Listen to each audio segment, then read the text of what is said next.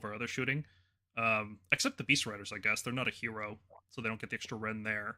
But they're still really good. I've moved off long strikes. I'm on to the castigators and judicators for the next 5 months until they're illegal. They're so much more efficient, and just having multiple units as well is really good because you just get like cross firing. Like, oh, this unit's here, this unit's here. I do like I can focus here or here, and that's just really, really useful. It's something you don't get with long strikes. You just have the one shooting hammer. You can't split the fire as efficiently. So yeah. So we should be live. I think I just pressed. We went live in the middle of that. So hello everybody. Happy holidays, Merry Christmas. Happy New Year is coming up. I want to say we found time to do a live stream during the holidays. This Battlescroll was a really big deal for what's going on in Age of Sigmar right now, so we really wanted to find time to do it. But it comes with a caveat, and that caveat is that my wife is sick and my baby is sleeping and I'm on monitor duty. So if this thing goes off, I need to go take care of her. You guys can keep chatting, but I'm going to step away briefly. So that, just letting everybody know, because it'll happen at some point. It's like an Always Sunny where Mac forgets the board is nailed down and then he tries to flip it in Charity McDennis. It's going to be like that. I'm setting it up now. Chekhov's gun has been established, so it can go off at some point tonight. Okay, so usual stuff, because I always forget to do this. My name is Paul. Welcome to the Stormkeep. Today with me, I've got fantastic John Corbier and Mergonk. I think Mergonk is the best Stormcast player in the world. I think that's fair to say, right? Hell no. No. Okay. God, no. I haven't played it all this year. I've been out and dealing with personal stuff. I'm not even close. Sure. I'm sure there's somebody else who's like, better than you now. That. Yeah. Well, we got 2025 coming up, right? Next year, next year I'll have more time. Good. I've been dealing with a lot of things, but yeah. Okay. Next year I'll have more time for tournaments. No. And you guys are both going LVO, so we'll finally know who's better. Oh yeah, here we go. Maybe we'll play each other. That would suck, actually. Round 1 grudge match. Let's do Round 1 would suck. Yeah. Second day, it wouldn't feel so bad, but day 1 now. Yeah. Well, it would also suck because the worst matchup for Stormcast right now is other Stormcast. Probably. It's difficult. It is difficult for sure. If you're playing like a player who's very skilled, it's really hard. Yeah. It often comes down to who blinks first and gets the double. That's what I've learned. It comes down to who didn't bring Karazai. Because if you have Karazai and your opponent doesn't, you will probably lose because he just gets shot off the board by the other player. And then their melee hammers trade into yours, but you still got shooting left. So it's just not a good matchup. Karazai's not good into Stormcast. He's good into everything else. He's really good into every other army that's out there right now, except other Stormcast. I think it depends what you're bringing. Yeah, it'll probably be a coin flip for me if I take him or not, or take the other list we've been discussing. Okay. Yeah. So I was on the wrong slide. Let's talk Battlescroll. We'll get into this. I'm worried about this little baby bomb going off at some point. So Battlescroll was huge. Baby bomb. The Battlescroll was huge. I want to know, you guys in the chat, what you think about it. We're going to be talking about it for a few hours tonight. But before we get too deep into it, I kind of just want to hear people's first impressions, right? Like, I was personally feeling with the regiment system that the game was getting very stale very quickly. In fact, a lot of my complaints from our last live stream, the state of the game, when we talked about kind of what was just not so interesting about 4th edition, I think this Battlescroll has done a lot to try to fix that. It's no longer a rush to the bottom to get as few drops as possible, where you're just being stupid if you don't have 2 drops, right? Like, if you were playing 3 drops, you were just playing the game wrong. And that just feels wrong. Like, if you're going to have this system where you have heroes tied to regiments and there's no incentive whatsoever to have a certain amount except as few as possible, that just doesn't feel very good, right? And now they've added, basically, the Warlord Battalion is back. You can have more drops in exchange for, I guess, a chance of getting another Honor Guard ability, which is cool.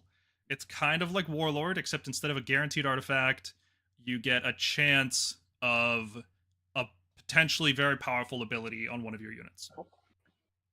So, I think it's cool. I think the Honor Guard redesign is big. That's the major rule change. There's also, like, covering fire can't be used if you run.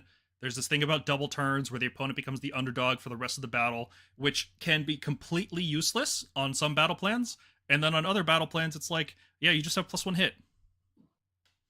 Okay, you just gave your opponent You get an +1 extra hit, CP, extra CP, and for the +1 rest of the hit for the game. rest of the game. Like, It's pretty big. underdog's huge on some battle plans. On others, not so much. Seijaku's, I'm gonna pronounce this wrong. Asks in the chat, can covering fire after translocation? Yeah, totally. You can counter translocate with magical intervention and then do covering fire. Yeah, that works just fine. You just can't do covering fire if you used a run ability. And I believe for most people, the only run ability in the enemy turn is redeploy. So you can't redeploy into covering fire anymore. Unless you're playing Raptors. Yes. They can. Yes. Any unit with the Raptors. Vanguard chamber Run and can. shoot, basically. Anything with run and shoot can. Yeah, exactly. So yeah, that's in terms of just rule changes. We'll talk about Honor Guard in a bit because I feel like that's worth its own section. But what do you guys think about this like covering fire change and the double turn underdog thing? And also, I guess I didn't mention this, but if you're behind by 6 or more victory points, there's no penalty for a double turn anymore. So I guess we'll start with the covering fire thing. Is that going to make a huge difference? For me, there were times where I would covering fire to make sure one unit was closer. Like an enemy was about to charge me, so I moved up so I can shoot a different unit with covering fire before I got charged. You can't really do that play unless you have long strikes anymore. I think it's a good change overall. I think so covering fire, changing what target is the closest is a pretty good application of that earlier rule. But I think the main application of it and what was really frustrating was stuff like rattling guns that can delete just about any unit in the game right now. And those things, their threat range was 15 plus D6 because of that. Like, that is a variance you have to consider when you're deploying in front of them. You think you're safe, but you're not, because they can just move D6 forward and hit you with covering fire. Yeah. So I'm glad that that's one less variable people have to think about in the movement phase. I feel like a lot of times that was going to get a lot of people. I feel like that's really powerful to be able to say, okay, I potentially 21 inches of shooting I'll just delete whatever you put in front of me. So in a way, I'm happy that's gone for units like that, units that are super, super efficient in shooting. Obviously, this is controversial, but Stormcast shooting isn't actually all that efficient. We're good at it, but long strikes aren't all that efficient. No, in terms of damage per point, none of it is good. Yeah, not at 200. So it's that's they can still replay shoot, but 4s and 3s, you'll be lucky if they put 6 damage into whatever you're doing. They're not like rattling guns that putting 20 damage, making you take 30 save or something. Or like Ideneth Reavers, which are 20 shots for 130 points. Yeah, or Bliss Barbs can still do it. Bliss Barbs can still redeploy and shoot, so they can really put some volume into you. But it'll stop some of the sillier artillery or Skaven rattling guns, and perhaps what was that other shit? Dark Shards. Dark Shards is also another volume shooting unit that you have to watch out for. Lumineth Sentinels as well. Yep. Yep. Yeah, so people can't do tricky things like deploy off objectives with a unit and then redeploy onto it during your turn to change control dynamically, which could really matter if I'm going to deploy off an objective, my opponent looks like they're going to have an easy score 1, 2, score 2, score more, and then all of a sudden I redeploy onto an objective, and now that ruins their score more, right? They would have to take in another objective. This happens all the time on limited resources. People redeploying onto objectives mid-turn to mess up people's math and force you to overcommit. And then once they overcommit, you just don't redeploy anymore, right? But yeah, it's going to be... I think it's not that big of a change. It is nice that it doesn't happen anymore, because I don't think intuitively it ever made sense to anyone that you could do covering fire after redeploy. It's you could never unleash hell after redeploy in 3rd edition, so it was weird that you could do that in this edition. There's also a larger conversation in general about how good shooting feels right now. It's not efficient, but it is very powerful tactically, even though they've done everything they can to reduce ranges. They've done a lot to curtail shooting, but it still ends up feeling very, very good. And Skaven wins just by shooting. They don't really have to do anything else besides shoot and move bodies, right? Stormcast shoot, but we also bring melee. KO just shoot, and they're not as bad as people think. They're bad, but they're not like Iron Jaws bad, right? KO is what I would call an extremely high skill ceiling army. You have to be it's in a way it's kind of frustrating to play. You cannot play them in the just unga bunga way that you do with Iron Jaws or Ogres or Slaves to Darkness. all the good KO players are extremely precise with their movement, and when they are, their army is extremely difficult to fight against. You could get someone like I know there's like a Chicago local like Victor Safransky. I think that's how you pronounce his name. I might be wrong. You get someone like Jeremy Viserion KO, and they're like they can actually make those lists work. Mm-hmm. But it's just you have to be so precise. You have to know exactly where you're going, how you're going to react to what your opponent's trying to do. But I think KO's good. Like I think they're underrated. If anything, they are underrated, but they're not that good. Like they're probably like a C tier army. They're not that bad. I don't think they're particularly good. But that's because I use Forbidden Power now. Like every one of my lists has Forbidden Power, and Forbidden Power is like you cast this, KO dies that turn. There's nothing they can really do. I think Slaves to Darkness might switch to that because, like, against a good KO player, Slaves to Darkness cannot win unless they're using Forbidden Power. I think everyone's going to switch to it. Rob was right like a month ago on the Discord server when he was like, Forbidden Power is the best, guys. There's nothing else that's even close to how good Forbidden Power is right now. Yeah. Yeah, it's really strong. I was saying earlier, like, in the last 3 or 4 games I've been running it, each game it's stopped at least one battle tactic that the enemy was trying to do. Yeah. And often that's all you need to win. Stop one tactic. Yeah. Yeah.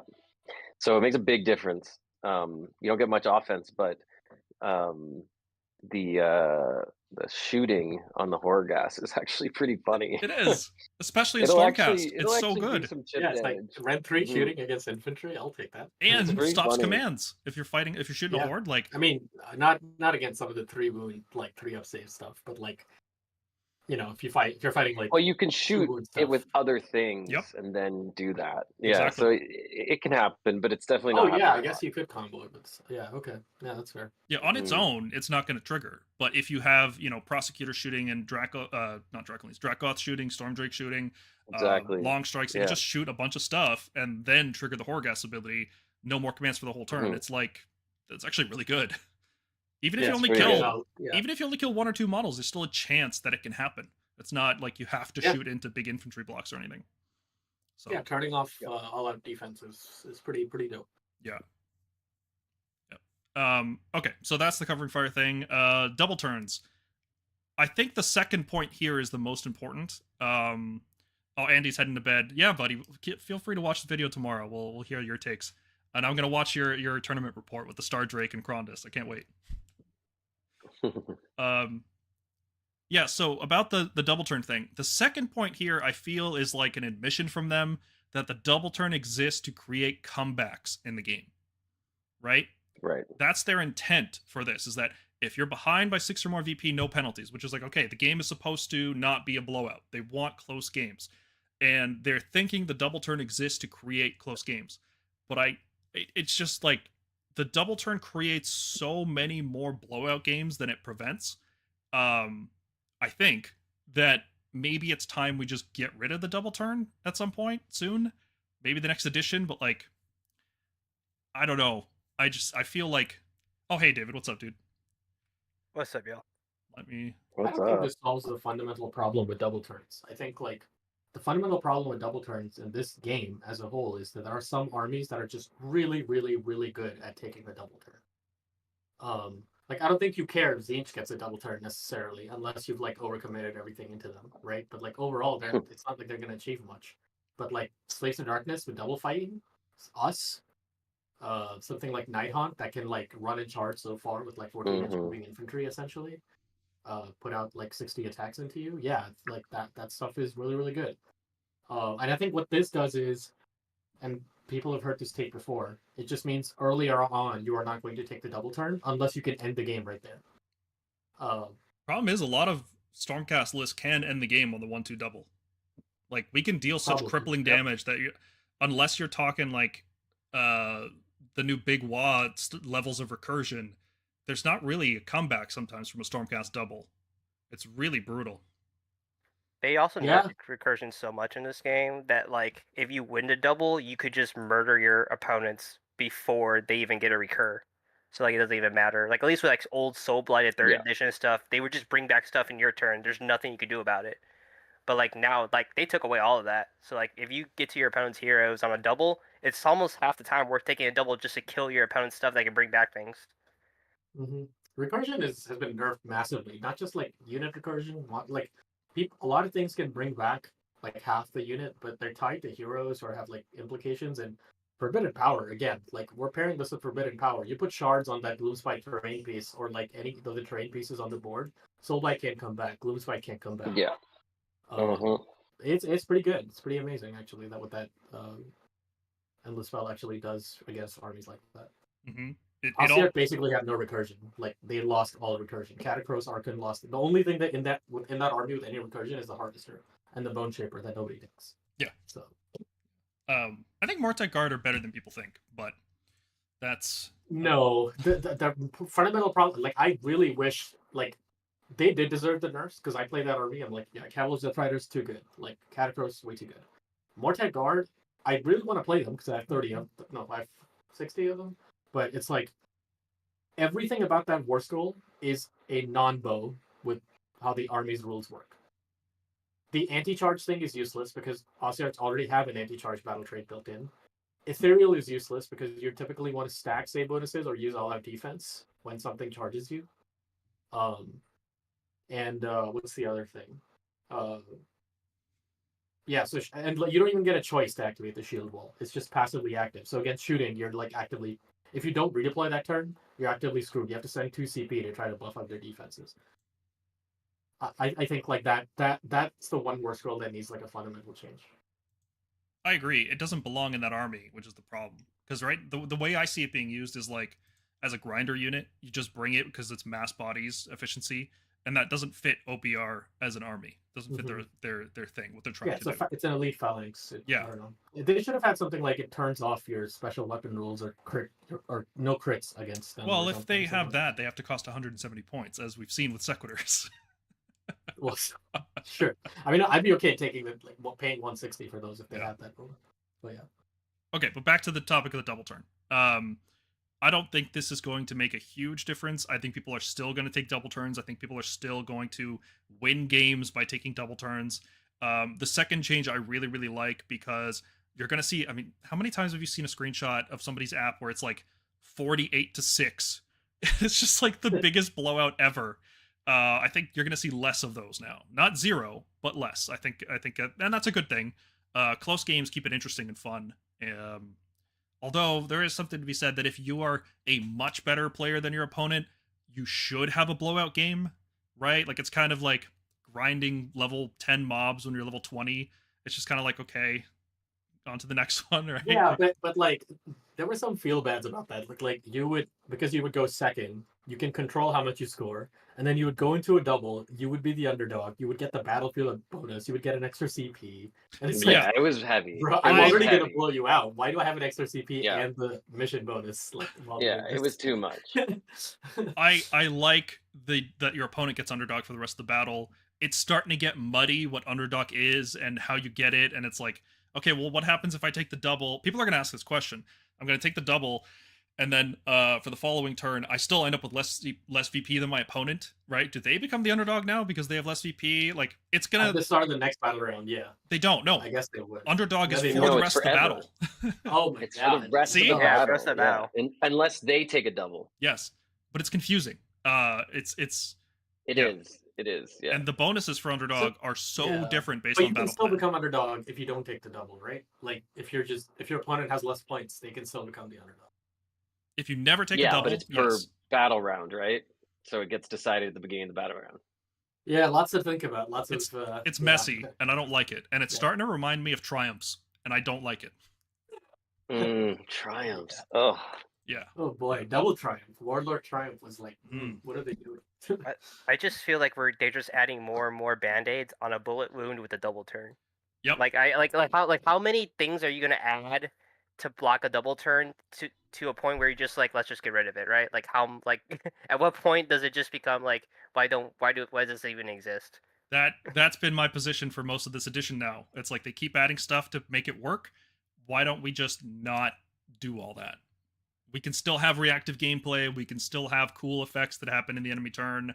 Why don't we just see what the game looks like without the double turn, because it's, I don't want to make this whole video about that, but that's a question that could be asked now. The thing is, they cannot design. There's like certain things in army-wise you cannot design if you're designing things around the double. You cannot design an army that can teleport, has multiple paths, so teleporting and 3d6 charging into your face, that can fight twice in a game that has double turns. Oh, yeah. It has to be totally redesigned. If there's a base design layer for how your game works, there are some things you cannot do in terms of like unit and like army capability. And like Slaves of Darkness right now, if they wanted to, can teleport 2 units across the board with a 3d6 charge. Like Soul Screen, it's crazy. Grzinch teleport one up, give one thing demonic speed, give one Marcus Lanesh. That's 2 things in your face, 3d6, double fight. Like there's gonna be a game with a double turn. There's gonna be 2 different slaves lists in the top 8 at LVO, and slaves will be nerfed after LVO. That's my prediction.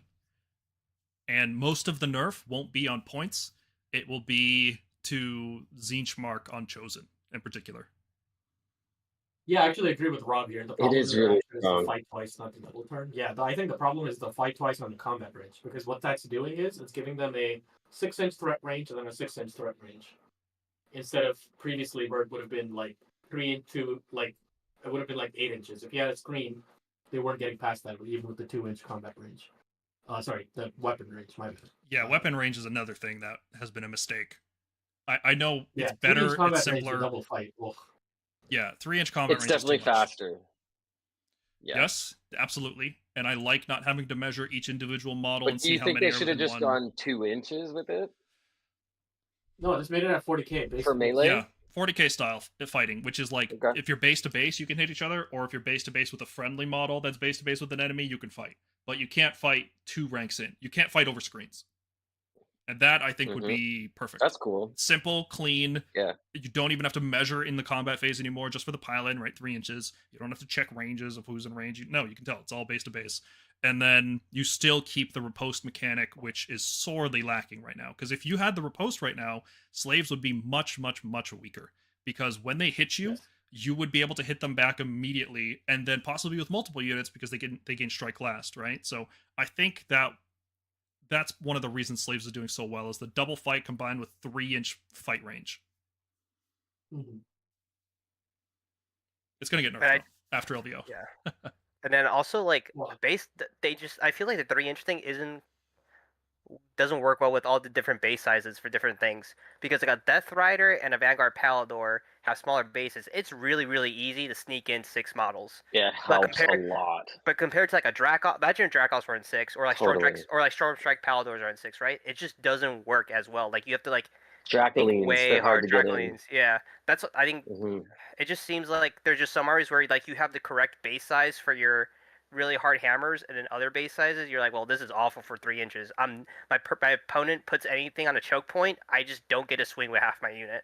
Yeah, I don't think we're gonna see a change to that until maybe the second year of this game. So like General's Handbook 2026, maybe we'll see ranges added back. I think it's too late. I think the current General's the one coming up this summer is probably already written and is being localized and printed and shipped. I don't think this feedback really started until recently, so we're probably not going to see that this year, 2025. I mean, but the year after that, I think they could just errata it into the game, right? Like, didn't they just errata Lookout Sir into the game at one point?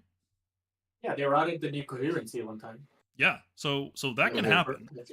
And they've been, I mean, wheeling back to the regular discussion, the Battlescroll is really good. It's full of great changes to the game that really tackle core issues. Absolutely.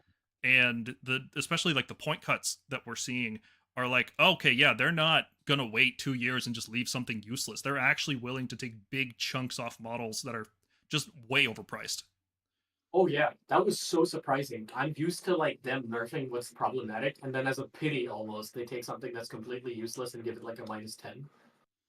And that's it. They call it a day. But like we saw minus, and I'm not saying Iridian is good, but like -40, like I would not have like seen that coming for some. It shows a good step in the right direction. Like right, Yeah, it's a really good. Yeah, it's like okay, like what are we thinking? Why was this 330 release? Right. That's respectable. You can respect that. Even like Vandus went down 20, and I'm like, okay, so they're actually like looking at the roster, and then they're like hacking points off of stuff that like, and like in decent ways. Nothing like maybe like they missed the mark by 10 points, but so far I haven't felt anything that's they're like, oh, why did they do this? It feels like a pity decrease, right? That was the case in previous War Scroll, Battle Scrolls. Yeah. Some units really got improved. And some, it's also been like recent releases get changed. Like they are straight up eroded Skaven to give the guy an extra power level, right? Screech Vermin King is now Wizard 2, which is great. Stormstrike Paladors, I think they're still too expensive at 190, but they took a 20-point cut off a unit that is brand new. It just came out, and they just took a 20-point cut off it, which is like, that probably would have taken them the entirety of 3rd edition to do. Or at least like 2 years. Do you remember Grandhammers? They're definitely paying attention, which is nice. And they're willing to take big swings. They're thinking it's because these are risky changes. If you change, especially because the amount of changes they're making is huge. Like most armies, every single army got huge point changes. Well, except Bone Splitters. I think Bone Splitters are the only one, but they'll be gone in 5 months anyway, so it doesn't really matter. But yeah, they're taking big swings for the fences, and that's risky, especially when you're not also introducing new seasonal rules. You're really taking a risk that you're going to upset the balance tremendously. But maybe it needs to be upset. Maybe the game was a little stale. So kudos to them. And then I'm going to take those kudos away because they brought Croak back into the game, and I absolutely hate playing against Croak and his I will kill your whole army with Mortal Wound spell approach to battle. That's never been fun to play against. I hate his random health, where sometimes he takes, like whenever I play Croak, I take 3 damage and I die instantly. Whenever somebody else plays Croak, it takes, all 20 points of damage, and then sometimes they still have a ward and they get through some of that. Like, it's so frustrating. He is frustrating. I'm glad he's seeing play. Croak was kind of bad. Okay, he's been a very impressive unit in 3rd edition. I remember early on, especially before Seraphon got there. Yeah, for sure. Hella impressive. I'm glad he's first of all, he is pretty expensive. I'll just start there. B, he's not reaching across the board and hitting you with Comet's Call. There is a decent amount of position to him that is required for you to be within 18 and then for him to get his spells off. And I don't I think there's quite a few things you can do to stop that, especially stuff like vassal casting and stuff. Sure, it's not even overpowered. It's just not fun. I don't think it's overpowered. I think we just need different ways to do damage in the game. Right now, the game is so much brawl focused. I like that there's a wacky little old frog out there doing damage in the yes, kind of like Tzeentch. Absolutely, I agree. The game needs to be wackier. We need stranger stuff. Maybe it doesn't need to be killing your army in the hero phase with spells. Maybe it doesn't need to be killing your army in the charge phase with mortal wounds. Maybe there's other wacky stuff we could introduce to the game that's not just mass mortal wounds. That's my opinion. That's lazy. That's the lazy route they go sometimes. They just give it crit mortals and +2 attacks as a buff or something. I think that's the lazier route. I want them to make more wacky stuff. Rob says I think they're making it a less dynamic game. Counterpunch is just going to be fight first, fight last. Yeah, I think so, Rob. I don't think they want positioning tricks from 3rd edition to make a comeback. I think they want big punchy movie scenes going on in the battlefield more often than not. They want those big moments of this unit punched this unit, this punched this unit. The technicalities in the combat phase don't really matter as much anymore. I do think that Seraphon's struggling quite a bit though. I don't think this change is gonna really. Oh no! Wait till you see Tenants help moving them Proxigors. compete. Oh no! Yeah, I guess when so. Proxigors move 10 and they start running and charging, really you'll crazy. See. Yeah, I literally every time I play them, I just don't fight them. I just ignore them. But maybe not with the extra speed. I think this probably forces them to go away from the Lancer. Because I know that was the big thing with Seraphon. It was just 2x6 Lancers and then whatever else I think was the thing. So I think this actually gives. Yeah. Yeah. Raptidon Chargers and. Yeah, 20 Raptidon Chargers. That's what I thought. That was. Yeah, I've played that a couple times. Yeah. We'll see. What made Croak so oppressive before was he had a critical mass of damage. Mergonk, I think you're right. He doesn't have that anymore. He doesn't have teleporting in the hero phase. He doesn't have the Astrolith Bearer pumping up his casting and everything even more. What I'm really excited about, though, is that he also has +1 to Unbind and Banish, which finally puts something in the game as a meta threat to be no, spellcasting is not just going to be a dice game anymore. There's at least one army that has some kind of way to punish you for bringing casters, right? And that's a good thing to have in a meta. It's like, because now this can create, like, okay, well, now spells can get a little bit better, because spells, aside from manifestations, are just junk right now. Like, there's almost no good spells to cast. It's just spawning free units with manifestations. So now that there's a counter to spells, we can start introducing better spells. And now that there's better spells, we can start having spell ignores be relevant. And all of a sudden, you've carved out a whole niche for a unit that just didn't exist before. And that all starts by having counters to magic exist. So I'm excited about that. Yeah, me too. Yeah, I think it's good. I think the Croak changes are good. I'd be happy to have units like impactful units like that, especially since like Seraphon just like got their shooting absolutely cut out. Oh, it's gone. They just, yeah. The only good shooter that they have, and it has nothing to do with their shooting damage, is the Starstone Bolas Skinks, and that's because they subtract 1 dice from on your charges for like 2 times. Yeah, exactly. They're like the bow like, that's the best thing about them. Yeah, so. And that's why I've stopped playing Seraphon. I don't want to play a magic and melee army. I wanted to play a jack of all trades army, and that's what Seraphon was in 1st and 2nd edition. 3rd edition, it almost got rid of the shooting, but there was still enough there for me to have fun. And 4th edition is just gone. There's like no viable shooting options in Seraphon anymore. They are a magic and melee army, mostly melee. Yeah. Okay. Another big change: Nighthaunt, the terror of 4th edition, keeps getting nerfed and it keeps staying at the top somehow. Now they have to discorporate in the hero phase, and they also got quite significant point increases. I think the point increases are a bigger deal than the discorporate, frankly, because the discorporate has some advantages.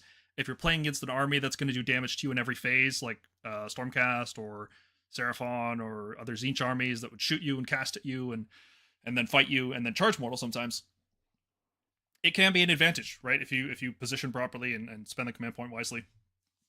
But the point increases, Nighthaunt's just an army that came out the gate undercosted. And I think they now cost what they should. So I think they're going to go down. But they're not like dead. They're just knocked down from like too strong into good. I think they're still a good army. Yeah. My first game in 4th edition was literally against Nighthaunt, and I remember like putting our stuff on the board, and I was like, oh, I feel like I have less units than I used to have, like a little bit, not by much. And then he put his out, and I was like, what? What are you talking about? How could you bring all this? And he was like, I think this is right. And we like looked at the points. It was like really funny. I think like, it was how much they could put down. John Anderson, I think he went to a Nighthaunt. He played Nighthaunt at this like a local RTC, and he had to concede because in the finals he went up against another Nighthaunt player, and he realized he was actually 200 points short. And he just yeah, and he'd been kicking everyone's butt like with just 1,800 points of Nighthaunt all day. Sorry, my cats are anyway, but no, I think the army's still good. I think like they were always it's an army with elite stats, but somehow a horde army like 4-up. I'm gonna call it what it is. It's an invulnerable save. I know David knows what I'm talking about. That's a Custodes thing in 40k. Okay, entire army having 4-up invulns is not a regular army thing. The fact that they took that and were like, yeah, we'll make a horde army with a 4-up invuln, that's crazy. Like, no, that doesn't gel well in the elite versus horde balance. Yeah, go ahead. I was gonna say, like, also problem with Nighthaunt was like if you try to tech into them, like bring like hurricanes or whatever, like any horde type of killing units and stuff, well, you'll just get dumpstered by anything with armor. Like it's such a like, oh, do I draw Nighthaunt 5 rounds? Like, no, that's unrealistic. So you try to bring attack army, but then Nighthaunt just eats you alive. Yeah, I think they need to take a different approach with Nighthaunt, because the ethereal thing has always been so binary in how good it is or how bad it is, right? It used to be the case that everybody had Rend 0 attacks, so it was like, okay, sometimes it does nothing, but now it's like, no, it always gets value. You could replace ethereal, instead of ignoring all Rend, maybe if it's just reduce Rend by 1, then you could actually have some design space to balance out Nighthaunt in a way that's not like, no, they just ignore all Rend forever, and then we just have this really hard problem balancing out their, because they come in blocks of 10, you have to have at least 10 health, and then the 20 health when reinforced, and then it's like, well, it's a death army, so it has to have a ward, and then it's like, well, it's a death army, so it probably has to have a 5-up ward, right? So it's like, okay, well, you're really constraining your design space in this way. And like the other things I mentioned, the wards and the 20 health, those are harder to change than it is to change ethereal. So I think they should probably take a look at ethereal at the hopefully they do when the battle tome comes out, and just, you know, rethink that mechanic. And I think they're willing to do stuff like that. Like this edition, they got rid of Forgotten Nightmares for Ideneth, which has been a core part of that army forever. Since they were introduced in first edition, they had that, and they're just like, it's gone now. It's just, nope, you can just shoot Ideneth freely now. Like it never existed. So I hope they reimagine Nighthaunt in that way. We'll see. I think they're fine now. I think the changes are healthy, and I still think it's like a very strong techie movement based on me. Yes. Ultimately, the problem is still the same. If you really wanted to, you could spam a whole bunch of really, really nice bodies on the board with a 4-up invulnerable save. Yeah. And yeah, I like they'll always be good because of that. Yep. Especially because mortals have gone down. Like we don't have like okay, maybe ogres, but like otherwise, like armies have just lost the ability to do mortals everywhere. I hate the ogre change so much. I just hate it so much. I feel like that was so happy. They were like yeah, they were like my nightmare at the end of third edition. Like I had 2 tournaments where I was like 3-0 or even 4-0. And like I went and then fought ogres, and it like ruined it. And Jesse, I could not. Jesse rolls up to the table with his 6 stone horns. I could not get through them for some reason, and like my list just didn't have the damage to do it. And yeah, and so I've been really happy with where they're at. But now I'm sort of like sweating in my seat a little bit that I'm gonna see some coming at me. Exactly, like the thing I talked about with Nighthaunt, like reimagining the army from getting rid of its mechanics. I was so excited that ogres got rid of the charges. Like they were still there, but they weren't everything anymore. And now they're just like, no, it's everything. So this is just what ogres will be forever, and I hate it because it's just, it's either like stupidly overpowered because you're running through, you know, Stormcast or slaves or probably Bone Reapers too. Like you just low health armies with high saves, and the mortal wounds are just rolling through them. Or you're fighting against like Soul Blight and Flesh Eater Courts, where it's like, oh, 6 mortal wounds, that's cute. Do 30 more and we'll have a conversation. You know, like it's just so. And like I watched the rest of ogres can't be good now because these Beastclaw Raiders have these devastating charges. It's an impossible balancing point. I hate it. It's just not fun. I watched the BCR list at my RTT just pick up Urstron with just mortal wounds. I like turned around. I was like, oh, there used to be a guy there. It just died on the charge. Yeah, I mean, like, it's not overpowered. I given him charge bonuses. Like that's like maybe +1 damage or something that affects companions too. I don't know why they went the mortals route. Like I feel like it's gonna annoy a lot of armies. Just like they're gonna finish off entire blocks just by charging. It's 3rd edition power creep. The first battle scroll of 4th edition. We're back to 3rd edition power creep. Yeah. I don't know. I don't think like Beastclaw is even overpowered, right? Like Stormcast can just kill them. We always charge first because we have Paladors and 12-inch move and run in charge. Well, and we have shooting. Like and they're not bringing 6 anymore. No, right? Way less. And their ward takes a bunch of turns to bring up properly. Well, not anymore. So, like, they lowered the value on that. They did, but it still takes 2 turns. It still takes probably 2 turns. Exactly. And ogres against Stormcast can't afford to sit back and just charge up for a turn. Totally. Like they're just gonna die if they do that. That makes a huge difference. Yeah. Exactly. You like an average Stormcast list could probably pick up 2, 3 with bad dice, with like average dice rolls between like all the shooting and the charging. Like you probably pick up at least 2 of them. Easily. Yeah. Plus, also the Stormcast is mostly trying to get 2-drop. Like there is a chance we double them, just kill them. Mm-hmm. Yeah, that's like literally like I guess half the armies I see now. I'm like I'm gonna fish for this double because I already like you're just as greedy as I am. Like Slaves does the same thing, by the way, to ogres. The Tzeentch Chosen will just charge, double fight, and kill 2 of them. And then they might kill the Chosen, but there's still like 1,500 points of slaves behind that, and it's just a terrible matchup for ogres. I assume. I'm not an ogre player, but I assume. Okay, so we talked about that. Flesh Eater Courts are back. How back are they? Not nearly as back as I wanted. I think they're much better, but I think they still die on the double. And I don't think that's just Stormcast killing them on the double. I think it's like most armies kill them on the double because they're still paper thin. I don't know about that. I think Usharan can run 2-drop lists, so it's not a guarantee they'll get doubled. No, but I'm saying And if a double happens, they suffer more than other armies do. Not unless you have great shooting. And by great shooting, I mean long strike, -3 red shooting. Because Usharon can generally deal a lot of damage into whatever, but that fight last ability is really, really good. And he picks 3 really units good. to do it. So, yeah, you need to charge it with a lot. So if you have a screen, like a pretty reliable screen, you have access to, I believe you have a 5 of ward prayer in that army. Yeah, there's a 5-up ward something, and then there's another way if 5-up ward like an artifact. Yeah. So like they have multiple ways. Yeah, so they can speedrun 2 heroes to, like, 2 abhorrents, Isharan being one of them, to 6 points. And it's like, cool, you killed, 10 crit ghouls, 6 horrors or whatever, 3 came back. You killed 6 more begs, 3 came back.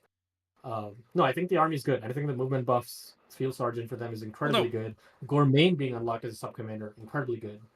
It's great changes, no doubt. I just don't think they're going to be, like, tearing up the meta right now. I think they're going to sit, like, B tier, probably. They're going to be a threat, but, like, I feel like one turn you kill their unit, and then the second turn you kill the hero that was about to resurrect the unit, right? Like, yeah, they're speed running abhorrence up to 6, but, like, they're just going to get run over by slaves, I think.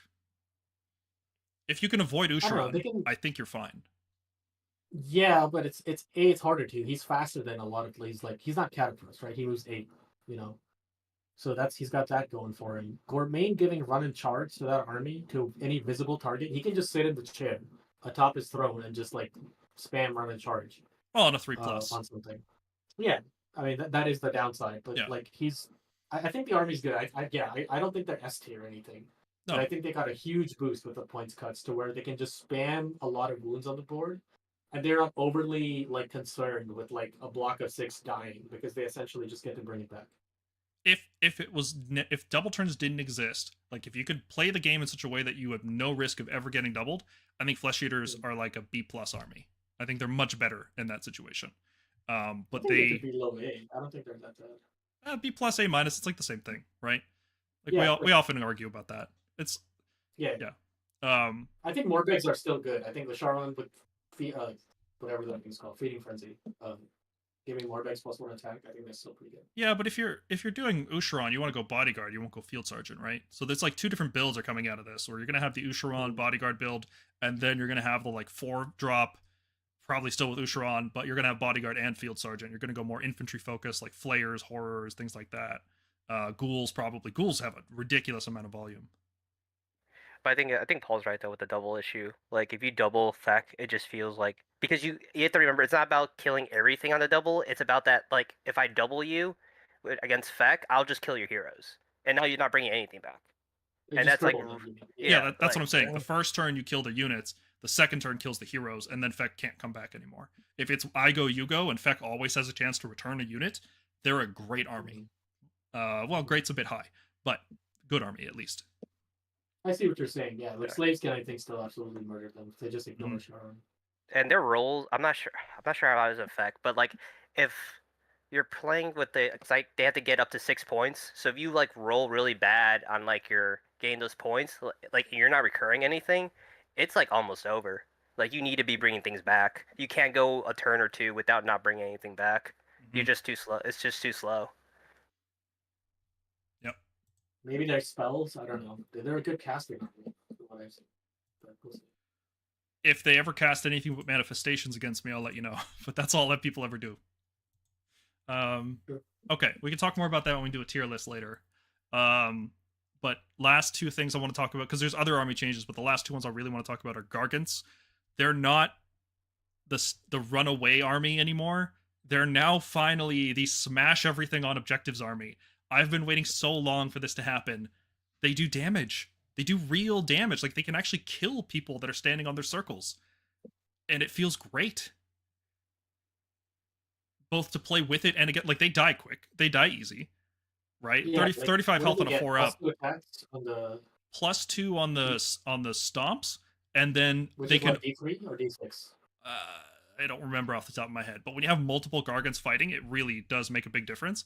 And then they can always do the D3 Mortal Charge Rampage. It doesn't have, like, the tag anymore. So their damage output is way higher than it was before. It's D3. Yeah, it's D3. Yeah. But it's Rend 2, so that's huge. That's the Mhm. big thing. It's like it's gonna cut through. Yeah, like when Gargant spiked, they felt like they did good damage. This increases their spike potential while also raising their average, and I feel like their new average is what their old spike was. Yeah, I like this change. Can always use the D3 more. Yeah, they essentially just gave the mortal charge buff to ogres and guardians. So, yeah, nice. More D3, always. Yeah, and they've redesigned the army because I don't know if they intended it for it to be the retreat until you win army, but that's what it's been since it was added back in second edition, right? They added them in second edition. Yes. What, the Gargant? Yeah, charge? Gargants were second edition. Yeah, they came after OBR, right? That sounds They right. were, one of the last armies before third. Yeah, and they've always just been retreat to win, and it's been like a DPS check for your opponent, and now the DPS is easy, but they can actually kill you. So I love this. It's way better, way healthier design. Okay, last major thing: huge Stormcast point cuts, which upset most people in the community because they hate seeing the color green on the Stormcast pages. That's just makes people go insane. Even though Stormcast have like 70 something units, and most of them are just not good. But people just get mad when anything changes in positive direction. But they nerfed the most important stuff, right? Vanguard got nerfed, Long Strikes got nerfed, everything else got buffed, and I'm happy. Well, I've got a whole section on Stormcast changes we can talk about, but it's pretty great. Just that was a good day. That was a good day on the server. I had a lot of fun. Yeah, most of the like our top lists changed or lost a unit or something, but there's enough other units that went down that you can kind of shuffle and figure things out. Which is like I'd say like a blessing and a curse, because I always find like, I'll get comfortable with something and then it changes, and then like we're lucky enough that we have a very, very deep roster.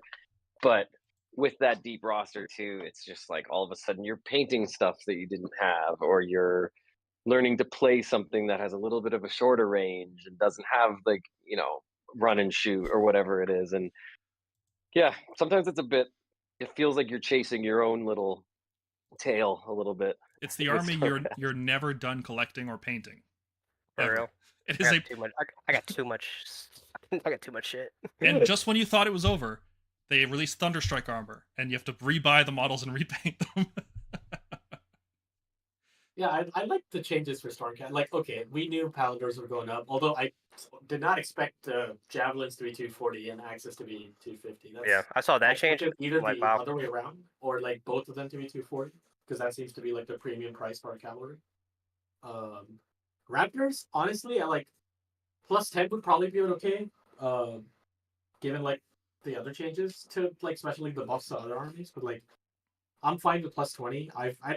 What's far more interesting are all the sub commander options that unlock for us, right? Oh well, we'll get there. We'll get there. I promise. Oh yeah. We have a whole slide on it. Okay, we don't want to get too deep on that. Zerg Smasher Gaming says Grand Hammers didn't get touched, and that makes me mad. Yeah, man, they hit the quota of how many units they could change in one pack, and they're like, we'll have to do Grand Hammers another time. Still not playable at 210. I think it's just too much. I agree. It's just not great. Well, I mean, they were 200 with being better in almost every way. Yes, edition. objectively better. Yes, so they can be at least 200, if not lower, and there would be no problems. Yeah. Because the best combo with them right now is the Quicksilver Drought with the Lord Celestin, and I would rather use the Clusians for that, like you mentioned. Way more tanky. They just don't get shot off the board. Yeah, they have a 3-up ignore, so whatever you're trying to do, like, oh hey, Ogres charged me, I don't care, I'll ignore one of those. Mm-hmm. And a 5-up board. Yeah. No dice roll, 5-up board is really nice. Okay, what else? What's missing from this? I was really expecting changes to obscuring terrain because it is very confusing how obscuring terrain actually works. The fact that it's different if you're behind it or wholly on it is also very confusing. It leads to a lot of arguments at events, and I don't know if maybe it's not even strong enough. You could definitely argue that it's not strong enough because shooting is still very good right now. But my problem with it is that it's confusing. TOs usually don't know how it works, right? Like, I mean, depending on the TO, right? Madigan is an ace, but like sometimes you'll go to like a local event and they just don't understand how this stuff works and they make a judgment and you're like, oh, well, okay, all right.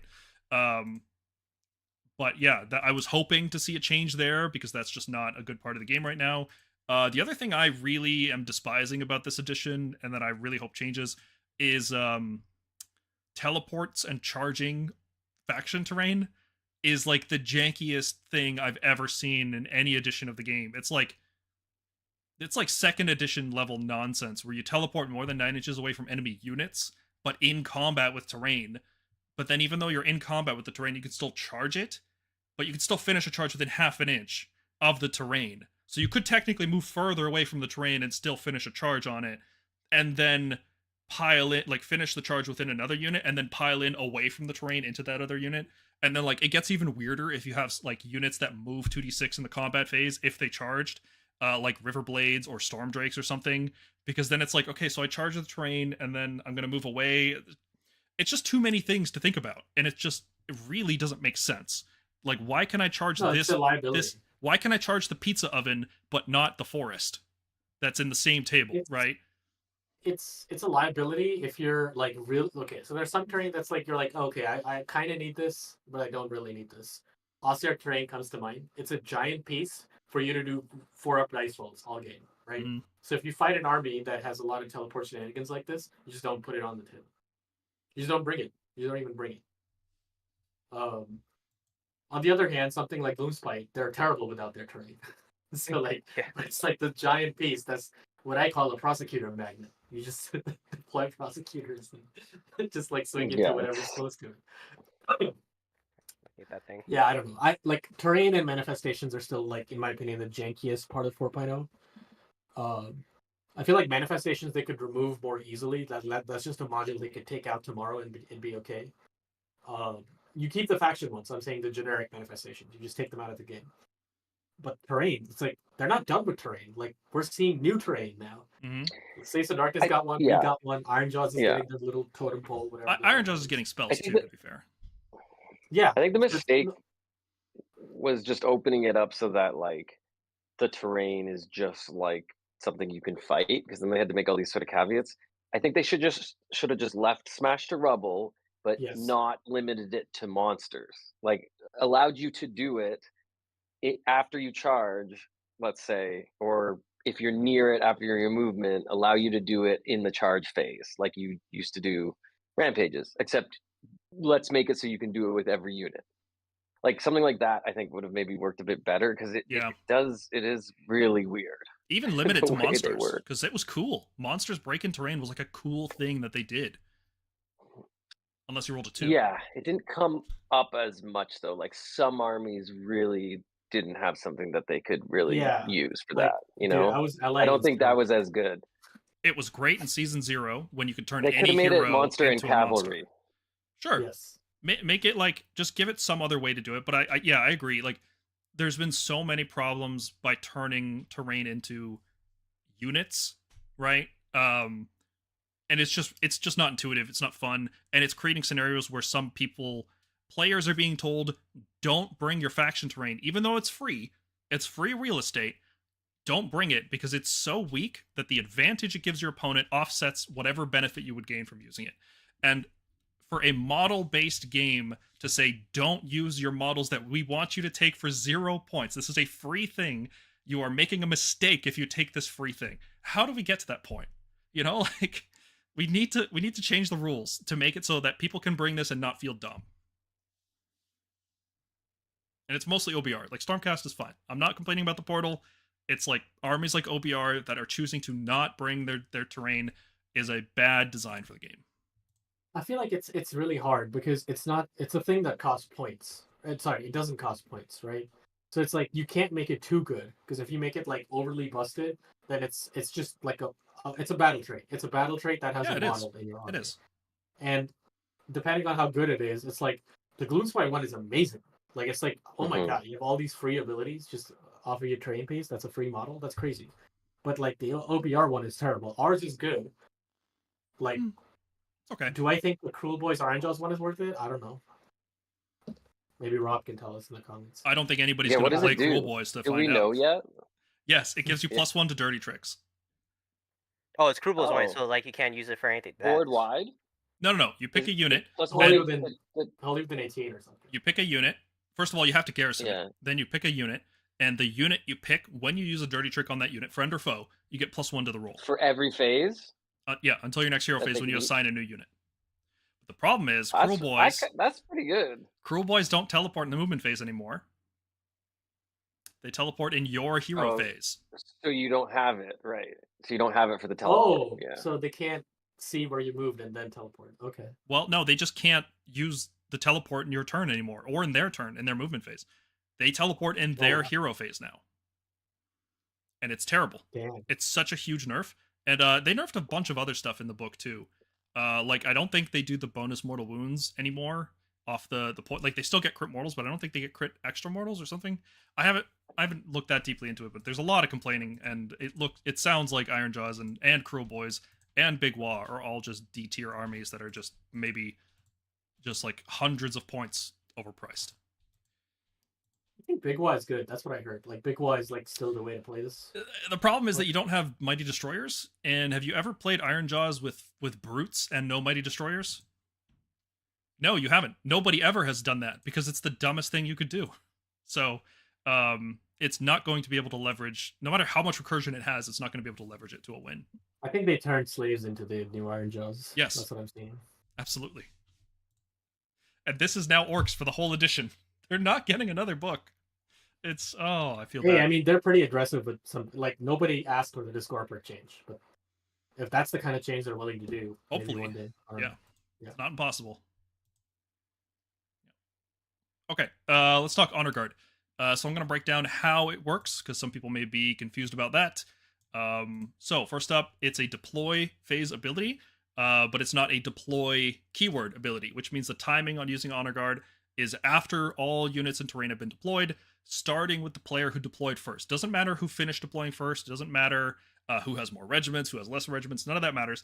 If you deployed first, you pick your Honor Guard first, which is interesting. It creates an interesting dynamic, especially with priority target. One unit in your general's regiment is your Honor Guard. Every player gets this, so you can pick one of the 5 abilities, which we'll go over soon. And then if a player has more regiments, they can pick a second unit to be an Honor Guard. So if one player has 2 regiments, the other person has 4 regiments, the guy with 4 can pick a second unit to be Honor Guard.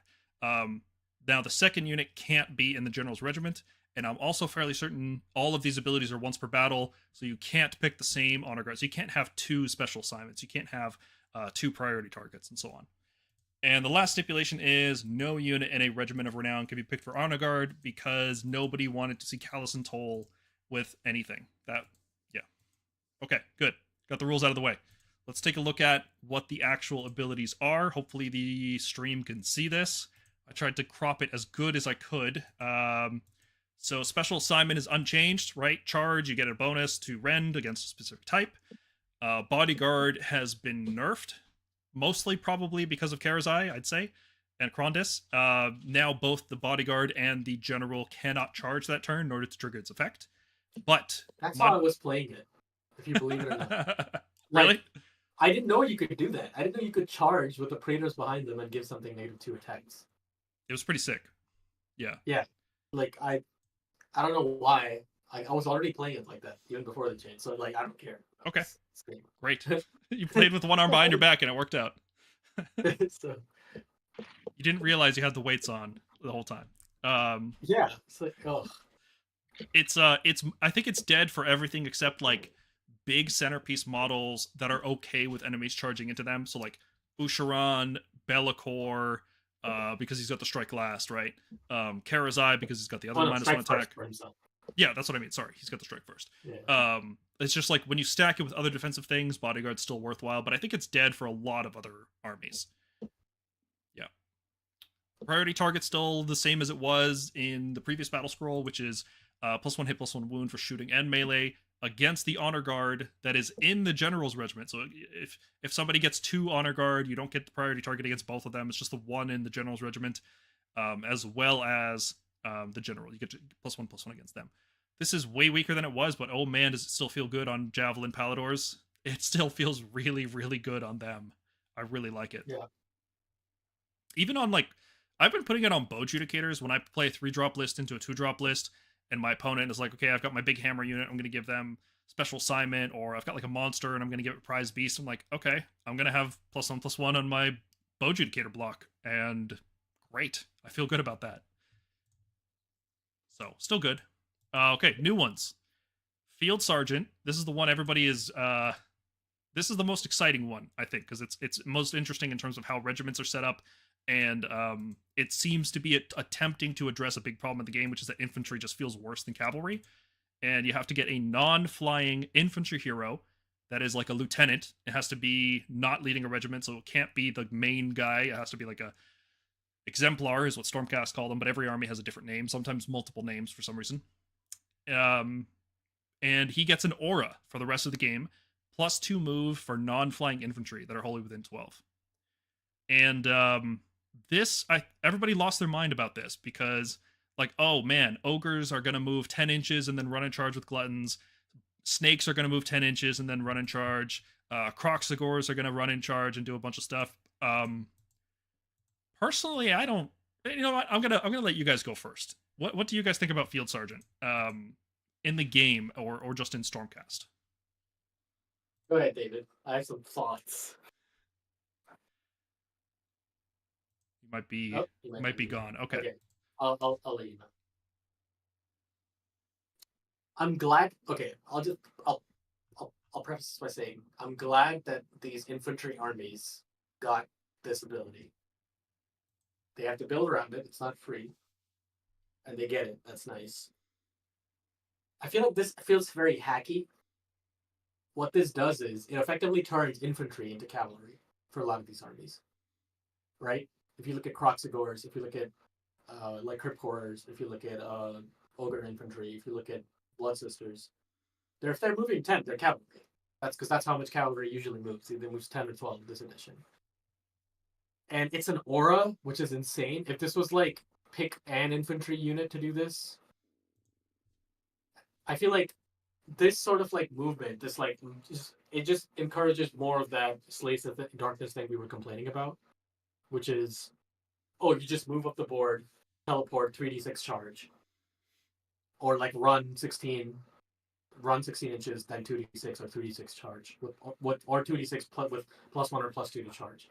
Like, it's great that infantry has this, but isn't this just like furthering that problem that cavalry was having in this game, where it was like cavalry moving across the board, 2d6 or plus whatever, 3d6 charging, and this deleting your army on a double? Like, conceptually, yes, it's the same thing. This has more counterplay. It requires staying within range of a specific hero. Your list has to be built in a specific way. It's not as plug and play as cavalry, but it is basically just turning infantry into cavalry, which isn't the solution I'd want to see, because I think a big problem with this edition is that infantry and cavalry are basically the same thing, except one of them is fast, and that's about it. Like, there's almost no difference in how units play aside from their speed. And as soon as you have a 10-inch move infantry model, like, it makes sense to have a fast model that's riding something, because it's like, okay, well, the thing that it's riding is focusing on the movement, and the guy on top is focusing on attacking. Conceptually, this just makes sense. And then it's like, well, why is now like a big lizard moving as fast as a horse that's only moving, right? Like, it's a stupid thing, I know, but like, infantry shouldn't be fast conceptually. Some of it should, but not all of it. Like, as a rule, infantry should be slower than cavalry, as a starting point, right? That you build up from there. Cavalry should do more damage on the charge. Cavalry should be worse at defense. Infantry should be better at defense. Maybe infantry should even be more efficient. It should just have more damage. It should have more health. Maybe you add in like some kind of morale system, and cavalry is like really, really good when it hits a line and it can break morale. But when it takes hits, it flees very easily. You know, like, these are the kinds of differences that every war game has had in infantry and cavalry, and 4th edition Age of Sigmar is just like, no, we're just not going to have a difference in these two units, aside from, you know, well, not even anymore. The only difference is like, oh yeah, I'm saying like synergies. Madigan had this comment. Yeah, Madigan said like cavalry is just like better infantry. It is, yeah. That's what cavalry is in this edition. Yeah. I mean, in the last edition, sorry, I'm just going to make one more point. Yeah, in the last edition, we had this problem too, but infantry, at least, could fight in multiple ranks, and that was a huge problem with cavalry, is that, especially when reinforced, it couldn't fight in 2 ranks, and it made the units feel differently. And monsters felt different than both infantry and cavalry. Heroes felt different than infantry and cavalry and monsters. All of these things felt very different, and 4th edition is just like a bland paste. It's just units are back to being like in 1st edition before they started defining how units actually play. They're just like stat blocks and model counts, right? It's just really watering down the game. So this is not the change I want to see to infantry, but I can see them attempting to fix something that is a big problem. But I think this actually just makes it worse. Yeah, I mean, I feel like I said, I'm glad like for Iron Jaws and Ogres and whatever, but I feel like this is just turning more things into cavalry, and it's like cool. Like, yeah, you have to build for it, but my guess is like this really only affects you if you're taking those 3-drop, 4-drop armies. If you're building 2-drop, like, do you pick special assignment or do you pick field sergeant? I think a lot of them, like Ogres with all their charge mortals, I don't really care about special assignment anymore. I think they go field sergeant every time. Well, Beastclaw goes prize beast. No, beastclaw does. But we'll I'm get saying there. like the foot ogre Yeah. build, like the gluttons or whatever. The only bad news there is it might make them take like we're spoiled for sub commander choices. Like Gardas is a sub commander, my god. But like some of these factions don't really have that good sub commanders. Like I think like Ogres only has something called a Bloodpelt Hunter, and that unit's not great from what I've seen. Here's my super hot take about Field Sergeant. I don't think it's good enough. It's making. I don't even think it's a change being added to the game to help out army. Like it's an external balance change. It's not a design change to the game. It is a change that's being implemented in order to help many weak armies which are focused very heavily on infantry. I don't think it goes far enough to help those armies, right? This will not make Iron Jaws fast enough. This will not make Khorne fast enough. Khorne's going to win games, and it's not going to be because of Field Sergeant. It doesn't make, Stabas fast enough. It doesn't make Soul Blight fast enough. It does add a very crucial 2 inches to like the specific units we mentioned. Croxagores, Snakes, Gluttons. All of these units that were just on the cusp of being fast enough are now fast enough, right? But for the most part, like this doesn't make Retributors playable as a foot slogging unit or Grand Hammers or Reclusians. Like you still have to deliver these units in other ways.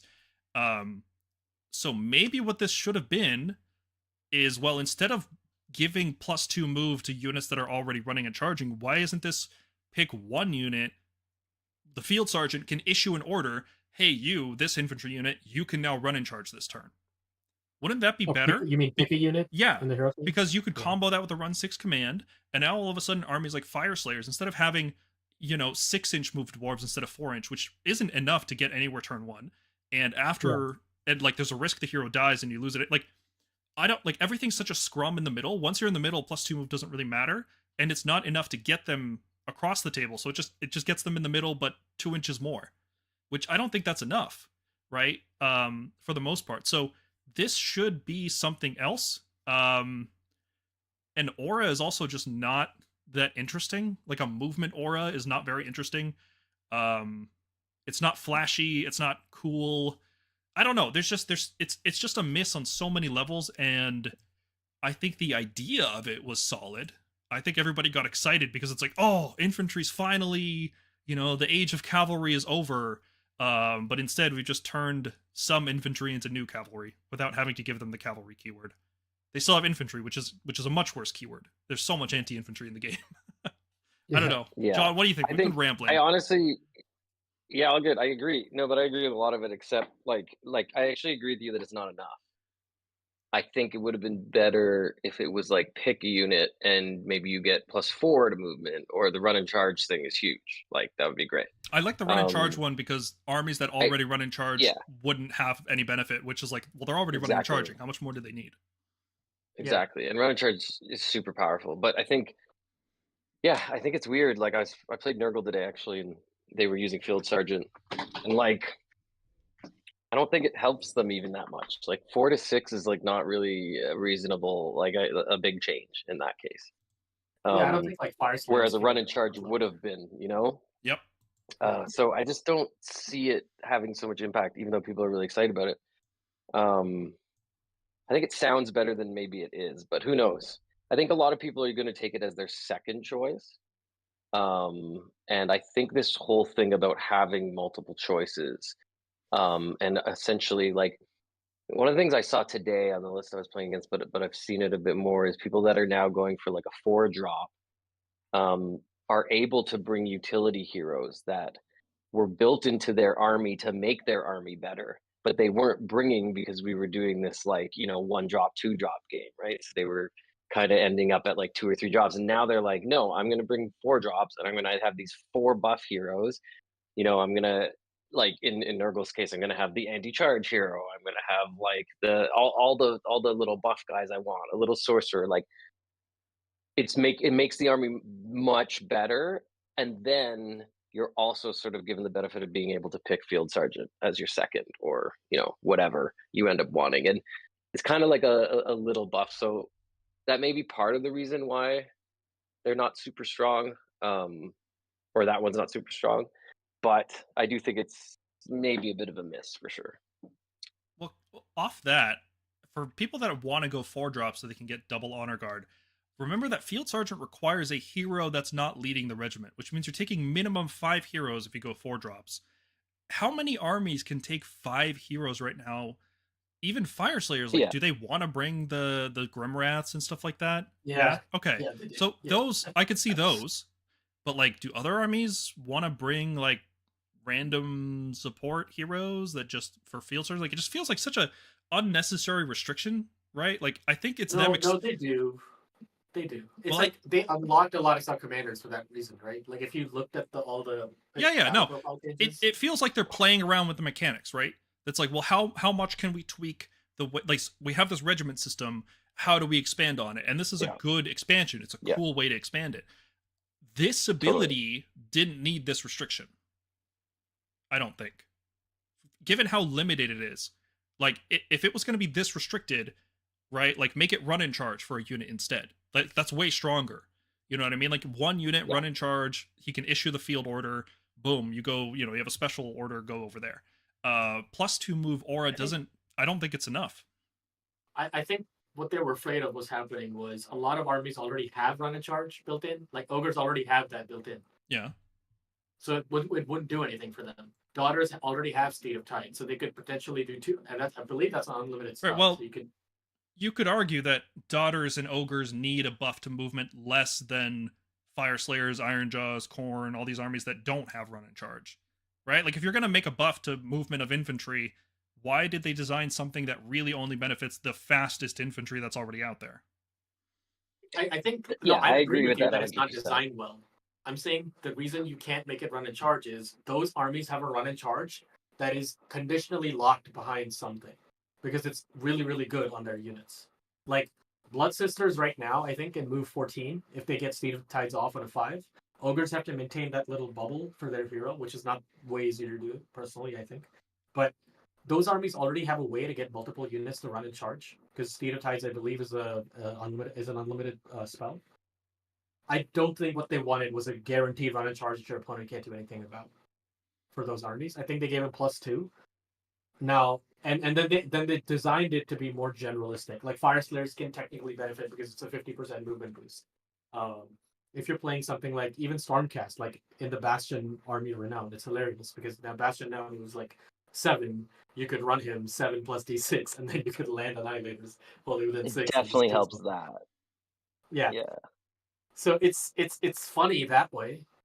Cities again, like cities is another one of those like critical breakpoints. Like now they can move 3 with the order, normal move 7 inches, executioners, and just like hit you now. Like executioners moving 10. Okay. How about this design?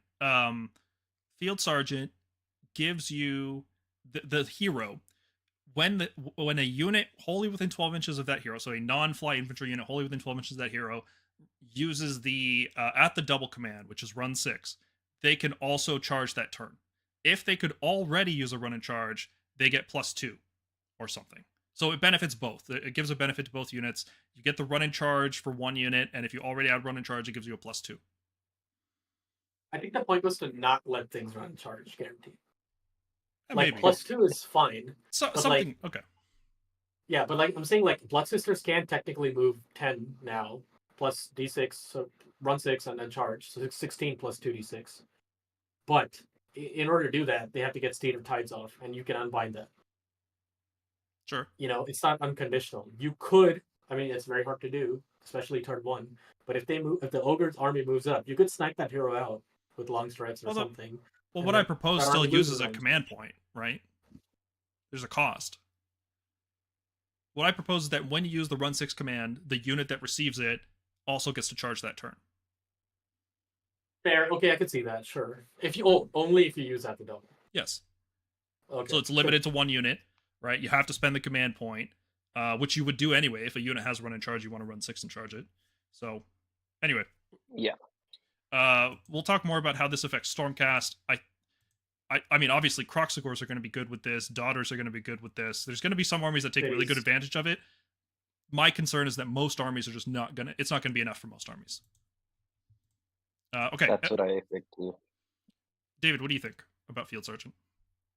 I need to see it like there's so much theory crafting around it, but I need to see I need like that's my issue is like all these different armies are all talking about how to fit Field Sergeant in, right? But like I haven't seen it like on the battlefield yet. Like I keep seeing Special Assignment, I keep seeing Bodyguard, I keep seeing Prize Beast. Like I need to see Field Sergeant actually played. And I want to see like how different armies want to use it. It looks really good on paper, but like I want to see how much it's taken over something like Special Assignment, for example, is like my issue. Is like who's really leaning into this, right? You have to build around this. Yeah, the 2 armies that I see getting massive boosts off this, I think, Fire Slayers. I think Gotrek moving 6 is good. And I think not Ogres definitely, because they have that run and charge aura. It's not like because Daughters you can just unbind and it's like cool, whatever. Like you unbind State of Tides and they're just moving. They're not charging. Ogres is a problem because though that unit they also have Iron Guts fight twice. Like they have the Slaves of Darkness problem, and they have now a 16-inch move and charge. I think that unit is going to be problematic. And I don't know, off the top of my head, I think cities might be a problem. Like they're sort of based off of this slow-moving castle army, but like the +3 to move order, +2 to move for Field Sergeant. Executioners will move like 10 now. Hammerers will move like 9. Which is crazy. Yeah, that's how I feel like this is gonna be used, right? It's just gonna be used by armies that like want to have a million drops anyway. Like Fire Stars has always been 4 drops minimum. Cities have been the same way. So like it just feels like it's a benefit to armies that were kind of trying to do this anyway. Like I don't see anyone like really teching into this when Special Assignment, Bodyguard, or Priority Target or Prize Beast is on the field. Like this is not. Iron Jaws actually might. I'm not gonna lie. Iron Jaws actually might use this. They're already experimenting. I know Rob is experimenting with like Ard Boys and like Root Raiders and stuff. So I just thought of a. I'll talk about it later. Okay, Prize Beast. I think this is the best one, and not just on Storm Drakes. Although it is stupid good on Storm Drakes. A permanent all-out attack that can't be stopped, that doesn't cost a command point. Just beautiful on Reinforced Storm Drakes, which we were already like... I was already ready to pivot into Storm Drakes. And this is just pushing me even further. Now, the 10-point drop on top of that is really good. Prize Beast is just nuts, though. Like, I don't think they had to think about Storm Drakes when they did this, right? Like, there's no way. They specifically said non-unique. They didn't think people are going to reinforce Storm Drakes. That's like the most common monster in 3rd edition. Probably I wonder even this edition. I wonder if the idea was... Yeah, I was going to say, I wonder if like the idea was like, let's see how this actually plays out, right? Like let's see how this actually works like in a tournament setting, right? Because like weakness is still... It has to be your honor guard. Like once a dragon dies, like it dies. It doesn't come back. So like I think they want to see this actually played out instead of just theoried, because like it might not actually be good against some matchups, right? Like it might be a little more swingy than have a little more play to it. It might not be overpowered. I'll grant you that. It just feels like it's gonna be overpowered. Like it's a big red flag. It is, but it's like if you think about it, this is something we're already used to, right? First of all, it's not a +1 to hit and wound, so it's not priority target. It's just a +1 to hit. This is something we already had for a lot of monsters last edition, so they're going off of like that. Now, a permanent all-out attack is really, really good. Storm Drakes being the most obvious choice, but I think they were also looking at like I don't know if you noticed this. This Battlescroll is very, very kind to ogres. Yes. Like this is a very Stone Riders ogre-oriented. are good. Yeah, so it's like you take I believe they got 2 of these non-hero monsters that are like I don't know if you can reinforce them. I'm pretty sure you can. No. Single models can't be No, you reinforced. can't. Are they? I'm not talking about single models. They have this monster unit that's like 2 models, kind of like our Dragons. Do you mean They're they're called Beast Riders. cavalry? It's called Beast The Riders. Mournfang cavalry? Yeah. No, they're cavalry. No, Stonehorn Beast they Riders not? are just a Stonehorn without a hero on top. It's just like dudes riding it. Okay, is that cavalry or is that monster? It's a monster, yeah. Okay, so could you not reinforce that? No, it's a single model. Single models can't be reinforced. What am I thinking of? The Mournfang Cavalry, which is 2 models, which are like 7 health maybe. apiece. They're Okay. big, but they're not monsters. They're cavalry. Okay. Okay. With the ogres riding on top, and they have pistols, right? Okay, I got you. Yeah. So I guess Stormdrakes, they might actually FAQ that. They might just I say, think like, so. single model only. Yeah. That's the only thing that like I haven't been playing with it. It's just like I'm waiting for January to come along, and then I'll see when the next January FAQ comes if they do something about this. Then if they don't, then clearly if they don't do anything about it in a January FAQ, clearly it was intentional, right? Like I think the writing's on the I wall. also think they don't care because it's like you're putting 640 points in the middle of the board. That's like more than a 4th-year army. It's like. Well, I don't I think can you get just taken put out. it in the middle. You treat it like big fulminators, right? They're your Mhm. big fulminator unit. The rest of your list is like cheaper stuff like prosecutors, judicators, things like that. I think it's like Drakes are good. They're not what they used to be. They're just big fulminators now. They're not like Karazai where they sit in the middle of the board and tank all the damage and live forever. They will die. But yeah, Prize Beast is just the best of all of these. Without a doubt. Like every one of these is so much harder to use than Prize Beast is. It's crazy. Yeah, I agree. Do people start like bringing zombie dragons and terror guides and stuff like that just because of Prize Beast? No, I think you start seeing Runesun on Magmadroth, more ogre monsters, and I think Leviathans. They get a huge boost out of this. Don't they already get +1 hit though? From their aura? Not for themselves. Oh, I thought they did. Not for companion weapons. Okay. And their companion weapons are what's doing all the damage, right? True. And there's one more I can't remember. What am I thinking of? Sylvaneth, I think. Tree Lords? Maybe. Yeah, maybe. I feel like they're still just playing the Scythe guys, right? The Kurth. Isn't that still the build for them, or? Oh, sorry. Oh, the sub faction, the plus prize beast, and yeah, Achillean Leviathans can already get +1 to hit, and the Achillean. That's what I thought. That's what I thought. Yeah. Is anyone playing that? Yeah, I think that's the only one that's getting played right now. Okay, I figured the like because of eels. Reavers going back in reserve thing was the play. I think this is a very destruction focused thing. Like I feel like the Man Crusher mob getting +1 to hit was pretty good. Mm-hmm. Yeah, I mean Mangler Squigs now 180 points. Oh jeez, oh yeah. One of them's just gonna have a permanent +1 hit now. Sweet. Mm-hmm. Runesun is actually not a bad unit, but it already has a +1 to hit. Like I was already seeing, like I was talking to this like Fire Slayer Craig. He's like a really good Fire Slayer player from like the UK. He's having some success with 3 Magmadroths. And I was like, he runs a Runesun sometimes for Prize Beast, and it's like pretty good. Okay, it's interesting.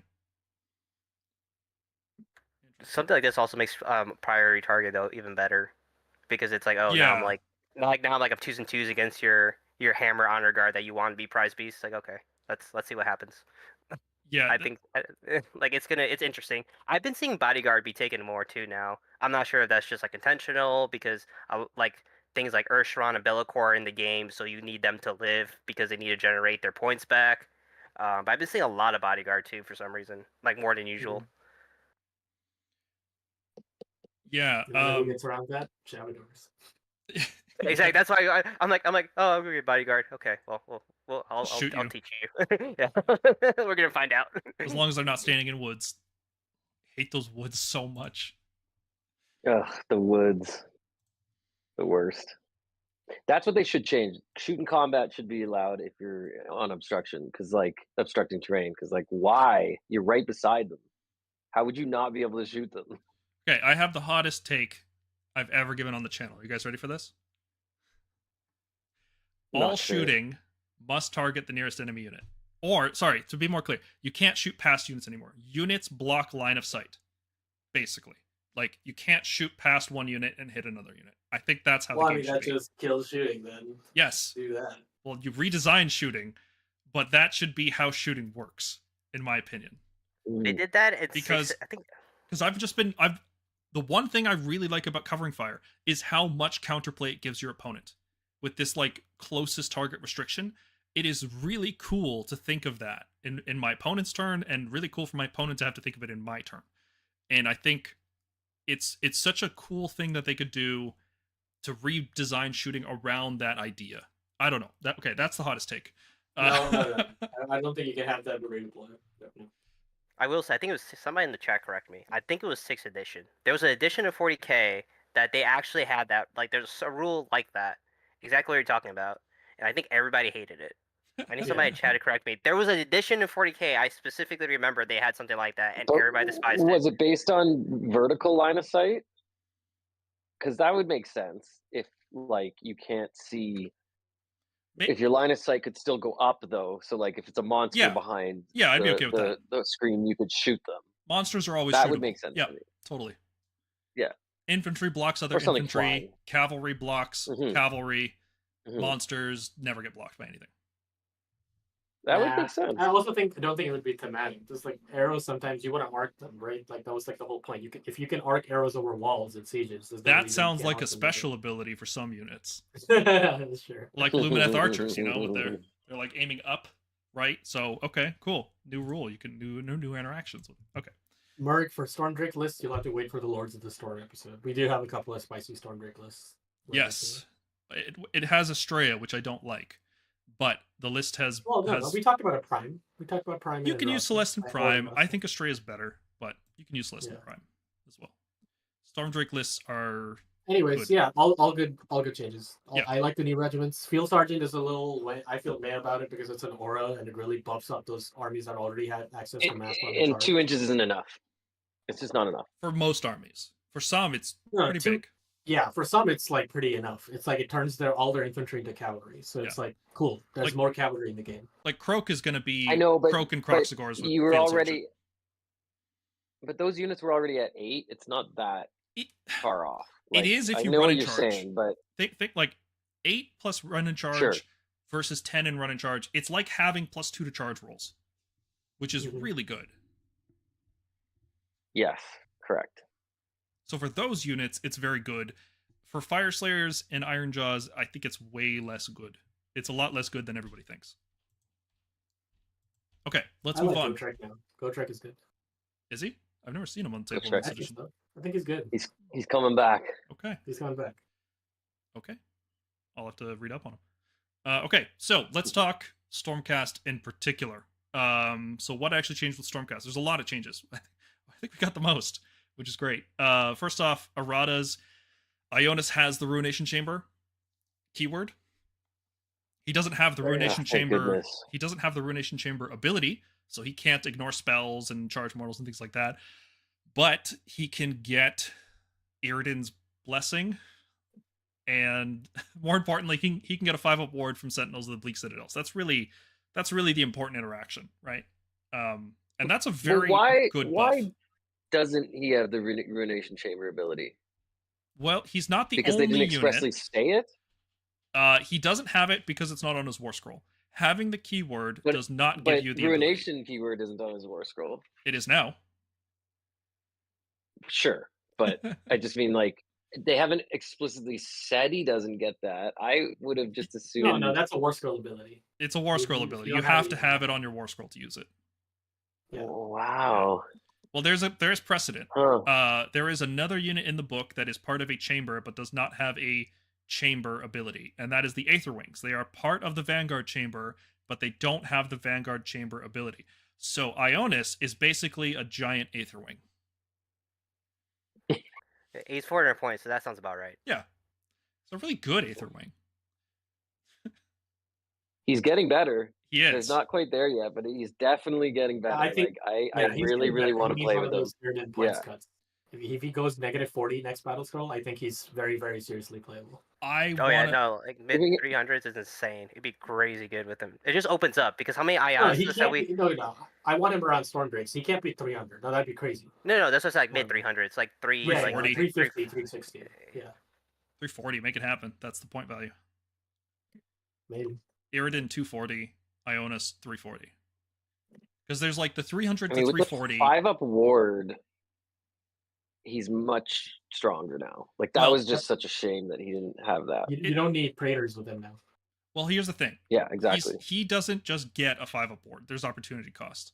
So if you run him and Reclusians, you're not giving it to one of those units, right? So it's not just like he gets it, but it's very easy to get it, right? You don't have to run the Praetors anymore, which is great. They don't have to worry about them keeping up anymore. He is better. Priest is still not as good as Wizard. The things priests do are still like, I do like that he generates enough. Usually he generates enough priest points to get the counter translocate very easily. I really like that to screw over enemy tactics. Totally. I like that he more reliably chants blessed weapons. I like that he can chant Healing Storm to get rid of like burning and diseased, and then still chant like a translocate after that. Like he's not useless, right? But 400 points is just a lot. I think 340 is right, and then like no more changes at all. Like leave everything else the same. We offered a lot of different changes that could happen to him, but I think that would be enough to make him good for the whole edition. Okay, nerfs. Long strikes got hit by +20, which is warranted. Frankly, it's the least, quite a generous nerf. They could have gone a lot more. Because if you remember the last time they nerfed long strikes in 3rd edition, they got rid of reinforced Thunderbolt Volley. So like, this is oh my god, yeah. This is like a slap on the wrist for long strikes because people were bringing 18 of them and winning, and it was not good for anyone. Yeah. So long strike spam is dead, but long strikes are still good. How much do you think that's like? I feel like long strikes always do well in a meta that's like trying to be extremely greedy, extremely elite. Yes. Yeah, we saw the same thing happen. Utility, yeah, like every start of every edition, people just take these extremely greedy lists, and long strikes are designed to punish those. And then later on, nobody really cared about long strikes, even though they were shooting 30 inches, mortal wounds, double tapping, hero face tapping. Yeah, pretty easy to get +1 hit on both of them with cheap Aether Wings. It's like, I don't know, maybe like later on in the edition, we'll see them come down to like 190, but I can see why. If everyone's just building these 2-drop battle regiments with like 2 reinforced hammers and 18 long strike, could pretty easily win their day. So the thing with long strikes is that they're only as good as health counts are low, and as long as people are playing lists that have about 100, 120 health total, long strikes are going to be good. When people start playing lists that are 200 health, long strikes are just not good anymore. Like, they're just a bad use of points because they are an inefficient point per damage. And this has made them worse in that regard. So their weakness has gotten even more prominent. Their strength has gotten better, though. Being able to redeploy into covering fire, one of the few shooting units left in the game that can do that, is really cool. Yeah. Personally, I'm just off long strikes until the summer when castigators and judicators become illegal. But right now, I'm just completely off long strikes. I've been, even before this change, I was already thinking like, oh, I cannot pay the Vanguard tax, right? Now it's just like that tax is way too high for me. I don't want to bring a Zephyros. I don't want to bring an Aquilor. If I'm like, I want to bring prosecutors. I want to bring judicators. There's advantages these units have that long strikes don't have anymore. So I'm good. I'm already, like, mentally, I was already ready for this change, I guess. I mean, I'm ready. Sad because it's like I'm thinking of what happens. I can't let go. Yeah, it's like I'm thinking like what happens 5 months or 6 months from now. Because like, sure, I'll play castigators and judicators for now, and I think the answer is in our next point, new exemplars. Knight Judicator is yeah. In terms of damage, it actually looks good. I don't know. He's half a long strike, right? He's 9 max on potentially 2's Ren 2. Okay, versus 12. 14. Oh, 14. Champion. Yeah. 14, so he's more than half. The problem is he's 6 health. Long strikes are 6 health. The problem is really the regiments. Being an exemplar is good, but if you need to bring, like, how many Knight Judicators do you need to bring?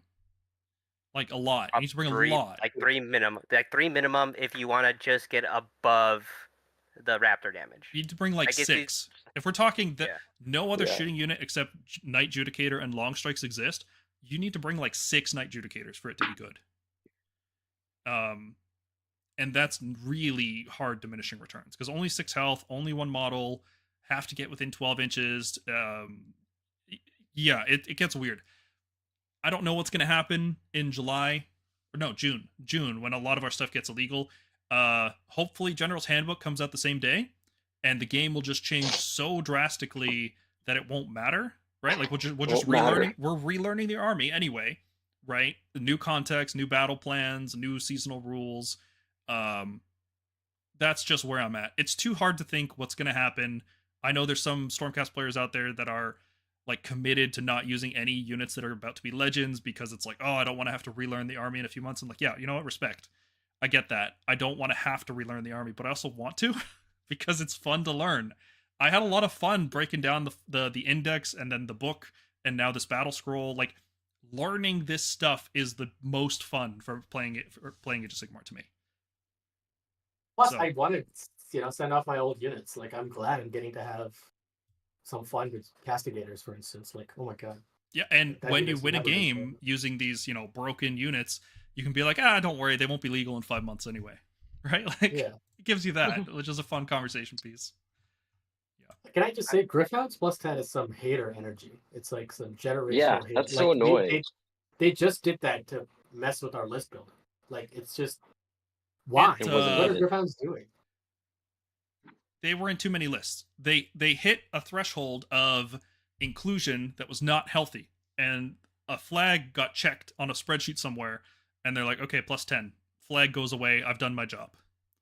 I guess Gryph-hounds were S tier all along, because by our definition of S tier, which is a unit that's overpowered, you could argue that if a unit is nerfed, then it was overpowered, right?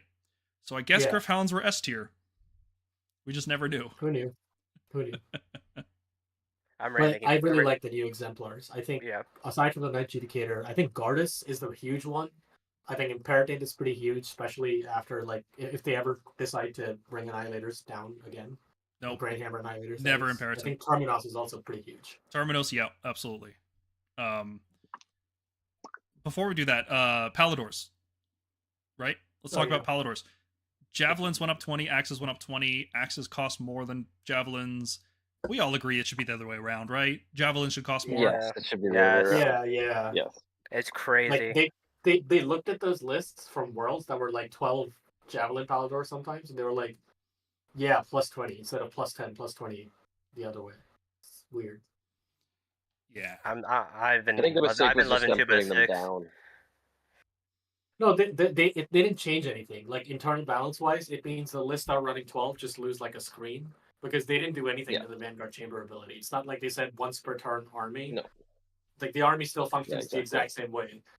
The list that was taking, like, Krondis and, like, 12 Paladors, 12 Raptors, like, 6 Hurricane Strikes, Long Strikes. If you look at what they lost, they drop a Palador unit, they make it a single, and then they just take, like, a Night Relictor or something. You lost a unit of Vigilers, basically. Which does have impact. Like, who cares? Well, it's pretty big. If you're running Krondis, losing 1 unit off your list is huge for tactics. You're launching across the board. Like, you don't care. Yeah. Just take that 1 unit of, like, the Palador unit that you lost. Like, sorry, the reinforced Palador that you lost, make that a screen, and then launch them across the board and kill something. Like, oh, yeah, Vanguard Paladors are still great. Double Cav setup is still really good with them. You're not going to spam them. Like, I think you could still even do double Vanguard Palador, and that's still good. I've been man, people been fucking hating me.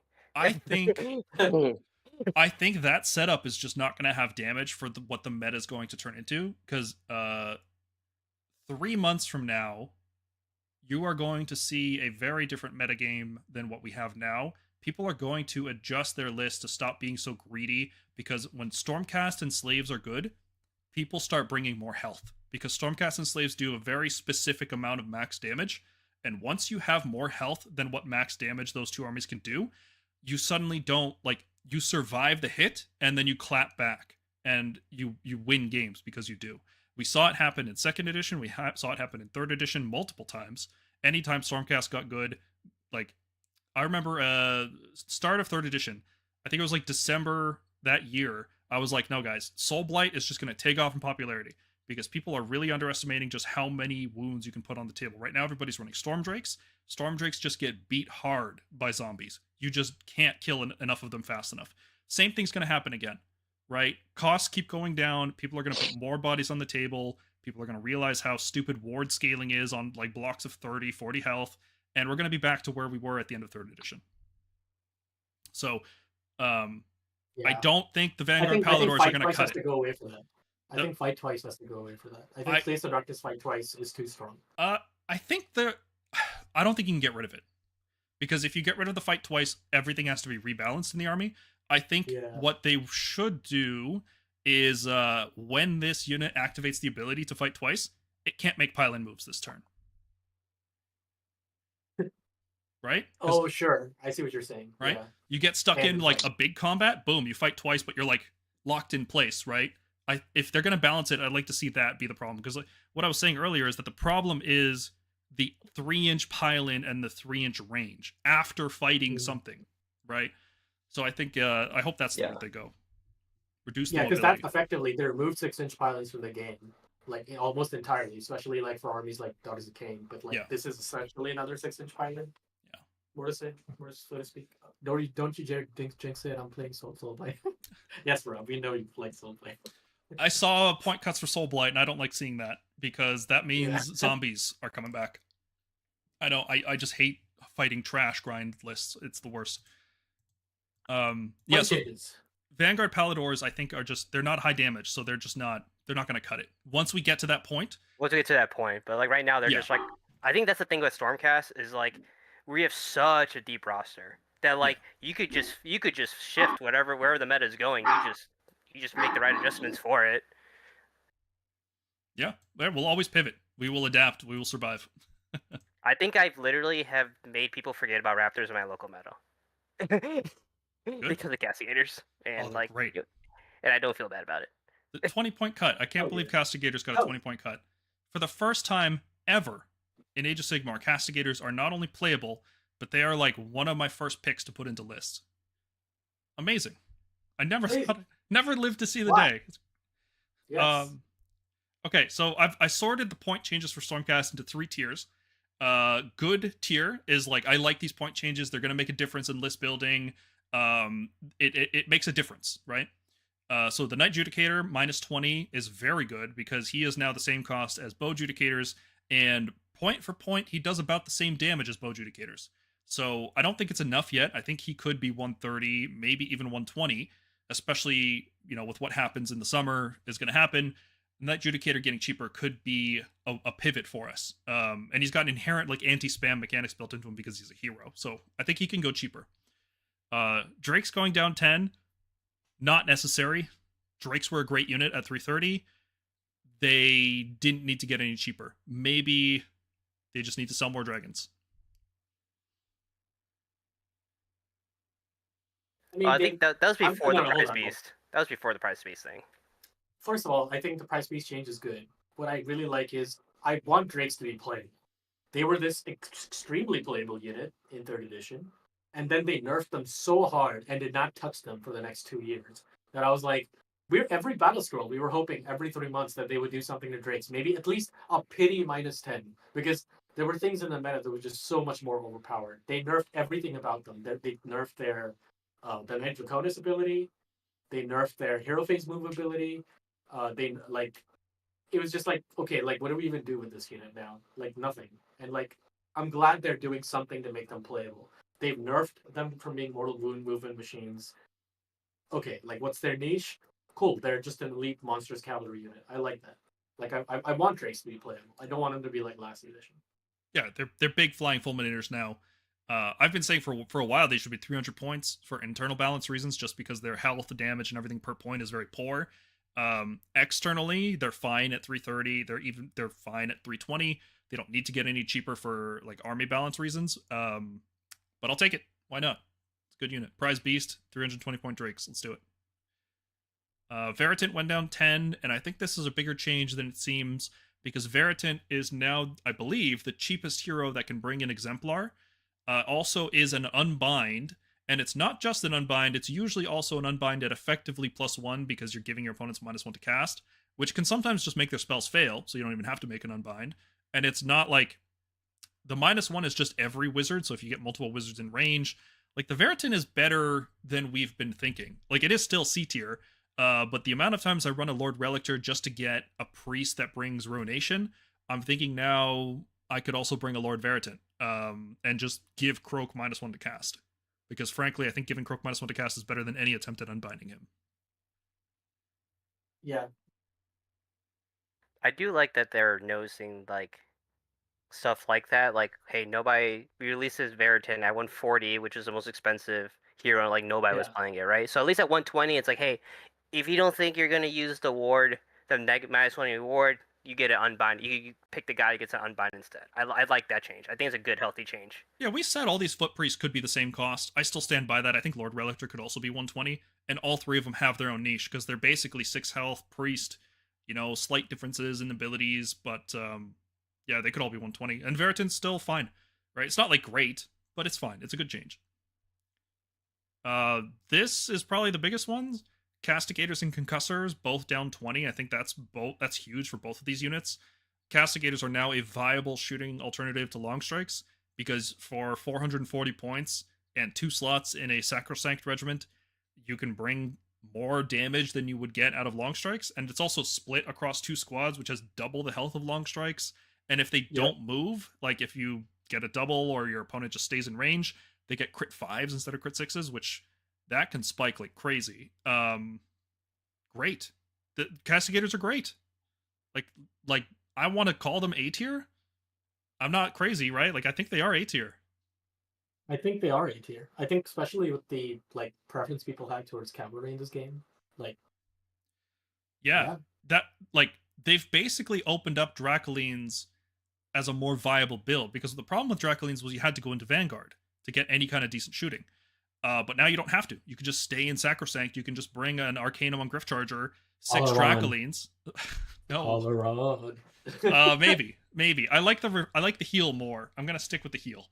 And the teleport. The Griffcharger? Yeah. Sure. I love it. Oh, dude. Stormcast become a death army. It's so stupid. But yeah, you could go ahead. I was gonna say the only time Castigators were good was when like they got so cheap to 90 points, where it's like there was that one guy that was running like 30 units of these guys. That's the only time they were good. Only time you saw on the list, you were like, oh, I have to bring 90 of these guys, make it so you can never clear enough of them, and then I win games. So I'm happy that they're like an actual like unit now. Like you would take these guys. And I'm paying everybody back that made it +20 on long strikes. That's also it's my own personal vendetta. I'm gonna make people realize that +20 could have been worse with Cascaders. That Castigator list you mentioned, we're at that point now with Liberators, I think. Liberators have become so efficient at 100 points that I think we can make a list that tries to drop 10 units, MSU style, as speed bumps, and just don't let your opponent get to objectives for a few turns while you're shooting them. I think that's a viable list. Maybe not a 5-0 list. Come on. Not a 5-0 list. But Liberators are so efficient. It's scary how efficient they are. Nice. I mean, somebody probably has them. Remember that one battalion we had in second edition? Yes, the Stormkeep battalion, which is what we named the podcast after, which would drop 2x30 Liberators into your more. I think it was more than 3 inches away from your opponent or something back then. Yeah, more than 6. More than 6. Something like that. And your opponent just had to kill 120 health worth of Liberators with a 6-up ward. Yeah. And then if they did that, they won. If they did that, they won. If they didn't do that, sorry, these are my objectives. Yeah, I think Liberators might be back at that point.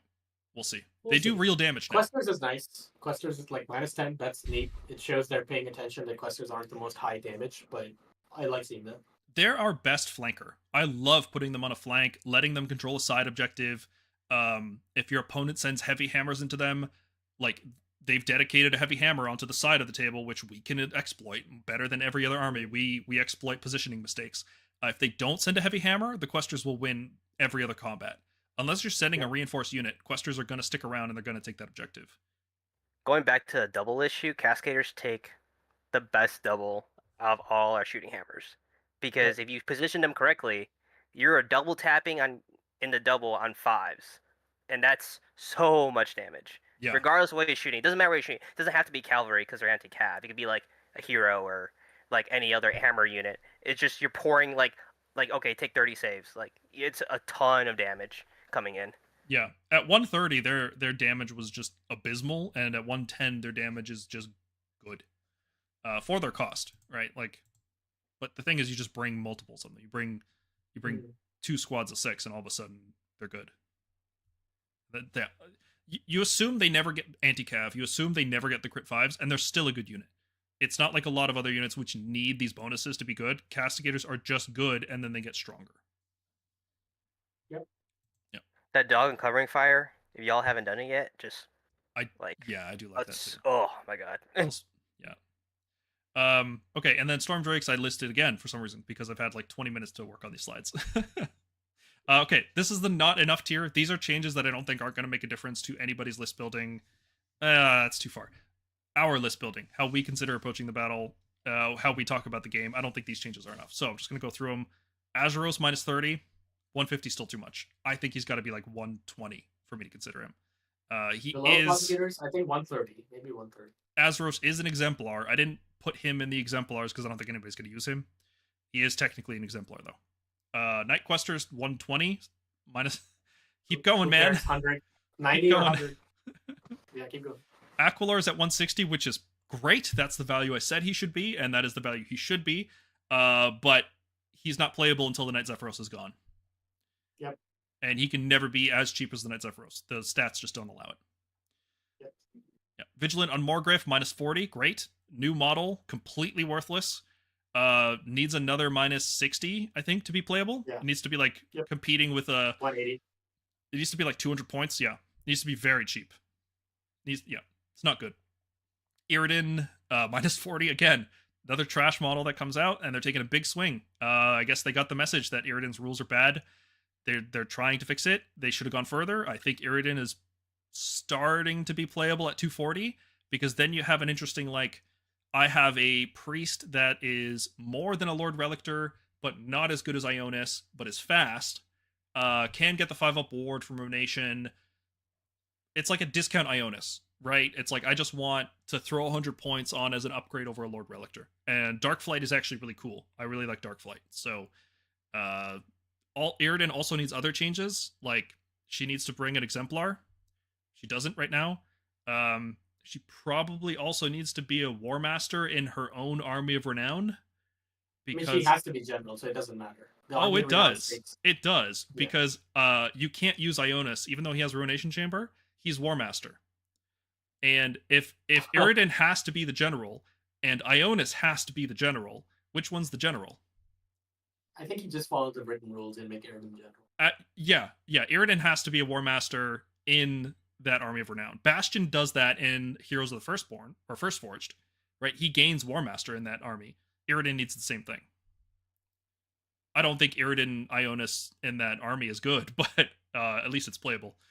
It's hilarious because they have their prayers, in my opinion, they don't have blessed weapons, which is kind of sad, but like you get +1 attacks some other way. But it's interesting because they have that one prayer that gives you +2 to move and then run a charge if you get it off on an 8. Mm-hmm. So good. Prosecutors potentially doing that, moving 14 and running charge is pretty good. Yep, I like it. Andrasta, not enough. She needs to keep going down. She's competing with Celestant Prime for pretty much the exact same role, and I think Prime just does better. Are Liberators usable outside of Friendly Tour? Yeah, absolutely, Voidspark. How you should think of Liberators is that ability that says anything to do with being on an objective. Pretend that ability doesn't exist. Liberators are just a stat block that moves and fights, and they are very efficient at it. They're actually quite good into 2+ saves, especially. Their crit mortal wounds keep them very relevant into that. Pretend their ability doesn't exist, and it'll almost never matter in your game. So don't even consider that ability. Imagine if you could put like 200 points of 3+ 20 health, 3+ save that does efficient damage for its points cost into something, and you wouldn't care if it died because at best you lost 200 points. So who cares? Yeah, Liberators are like they're the preferred screen now. Now that Gryph-hounds are only 10 points cheaper, I think Liberators are the preferred screen. Well, Vigilors for most builds, but Liberators when you need to squeeze. Okay, Fulminators. Now that Concussors went down 20, Concussors do the Quicksilver Draft trick way better than Fulminators, so I think Fulminators are just done for a while, right? Like, I think Fulminators have to be cheaper than Concussors now, or at least the same price. What, Fulminators at 220? Fulminators are 220. 230. Yeah, they would have to be the same as Concussors. I think they belong in the same price range. I thought Fulminators only went down 230. I don't think they were more expensive, right? They were both 230. Concussors went down 20. Fulminators went down 10. I think they need to be the same cost. Yeah. Right. Yep. Yeah. Tempestors went down 10. I think they need to go down another 10 or maybe 20. But what are they, 180? They're 180. Yeah, 170 would be better. I think 170. Yeah, I think they need to be like a chariot type unit. Yeah. I think they could get away with 160, right? Because like they don't have the auto extra shots, right? It's only have crit hits now, so not really like a hammer. It's like at 160, it's like okay, like this is like kind of good, right? I would like them at 160. I would take them at 170. I would play them at 170. I think 170 makes them a very interesting reinforceable chariot type unit. Yeah, and they'd be significantly cheaper than most of our other reinforced units, and that starts to be an interesting niche. And I think Stormstrike Palladors fall into that same category of like a discount reinforced unit. I think Stormstrike's going down 20 is great. I think they can go down another 20. I think 340 is a good price for a reinforced unit of those things. I think you gotta be careful. I think the problem is health. I think yes, I agree. Yeah. Stormstrikes are very like a weird place where they go down another 20. Like you'll just run 3 reinforced squads. Here's some 90. people might. Yeah, right. Dragons don't have that problem because they're only 10 health. They're basically like an infantry unit in terms of health. Yeah, right? But Stormstrikes are at their. Are you guys going to use them at their current price at 190? No. Are you going to use them at 180? 180. Really? Yeah, sure. maybe 180. Really? Yeah, 180 up. Yeah. Depends. House goes up and down, right? Like it depends. It's about fitting them on a flank at 180. I don't know. Maybe 180. At least 180. I'm willing to say 170 is where I want to go, but I'll yeah, okay. Retributors are 170, which is the same price as 5 Sequitors for some reason. I'm not going to get over Sequitur pricing. It's just so absurd. Yeah, I tried building lists with Retributors. They don't feel good, even with Field Sergeant. Bastion giving them double move. It's just like, just use Cavalry. Don't bring Bastion. He's way overpriced. I'm trying to like make them work with Gavriel or like a Lord Celestin with Quicksilver Draft. It's just none of it feels good.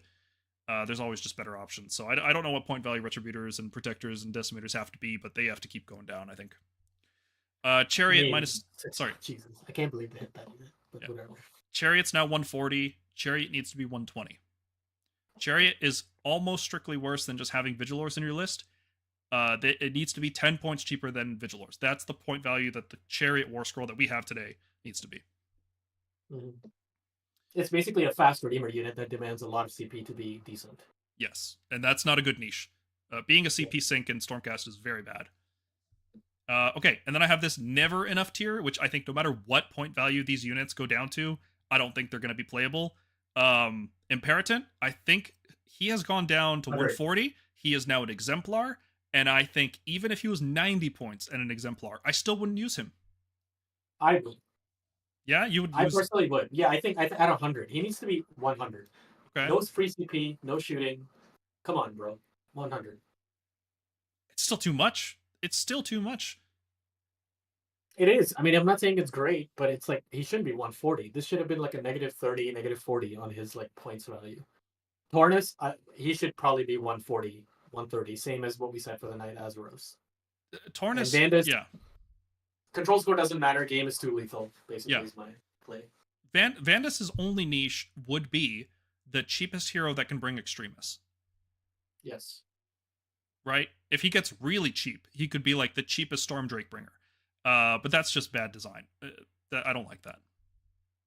I mean, Vandus is 180. Lord of Healer is 160. I think he could be 160. Like, that's all. He could.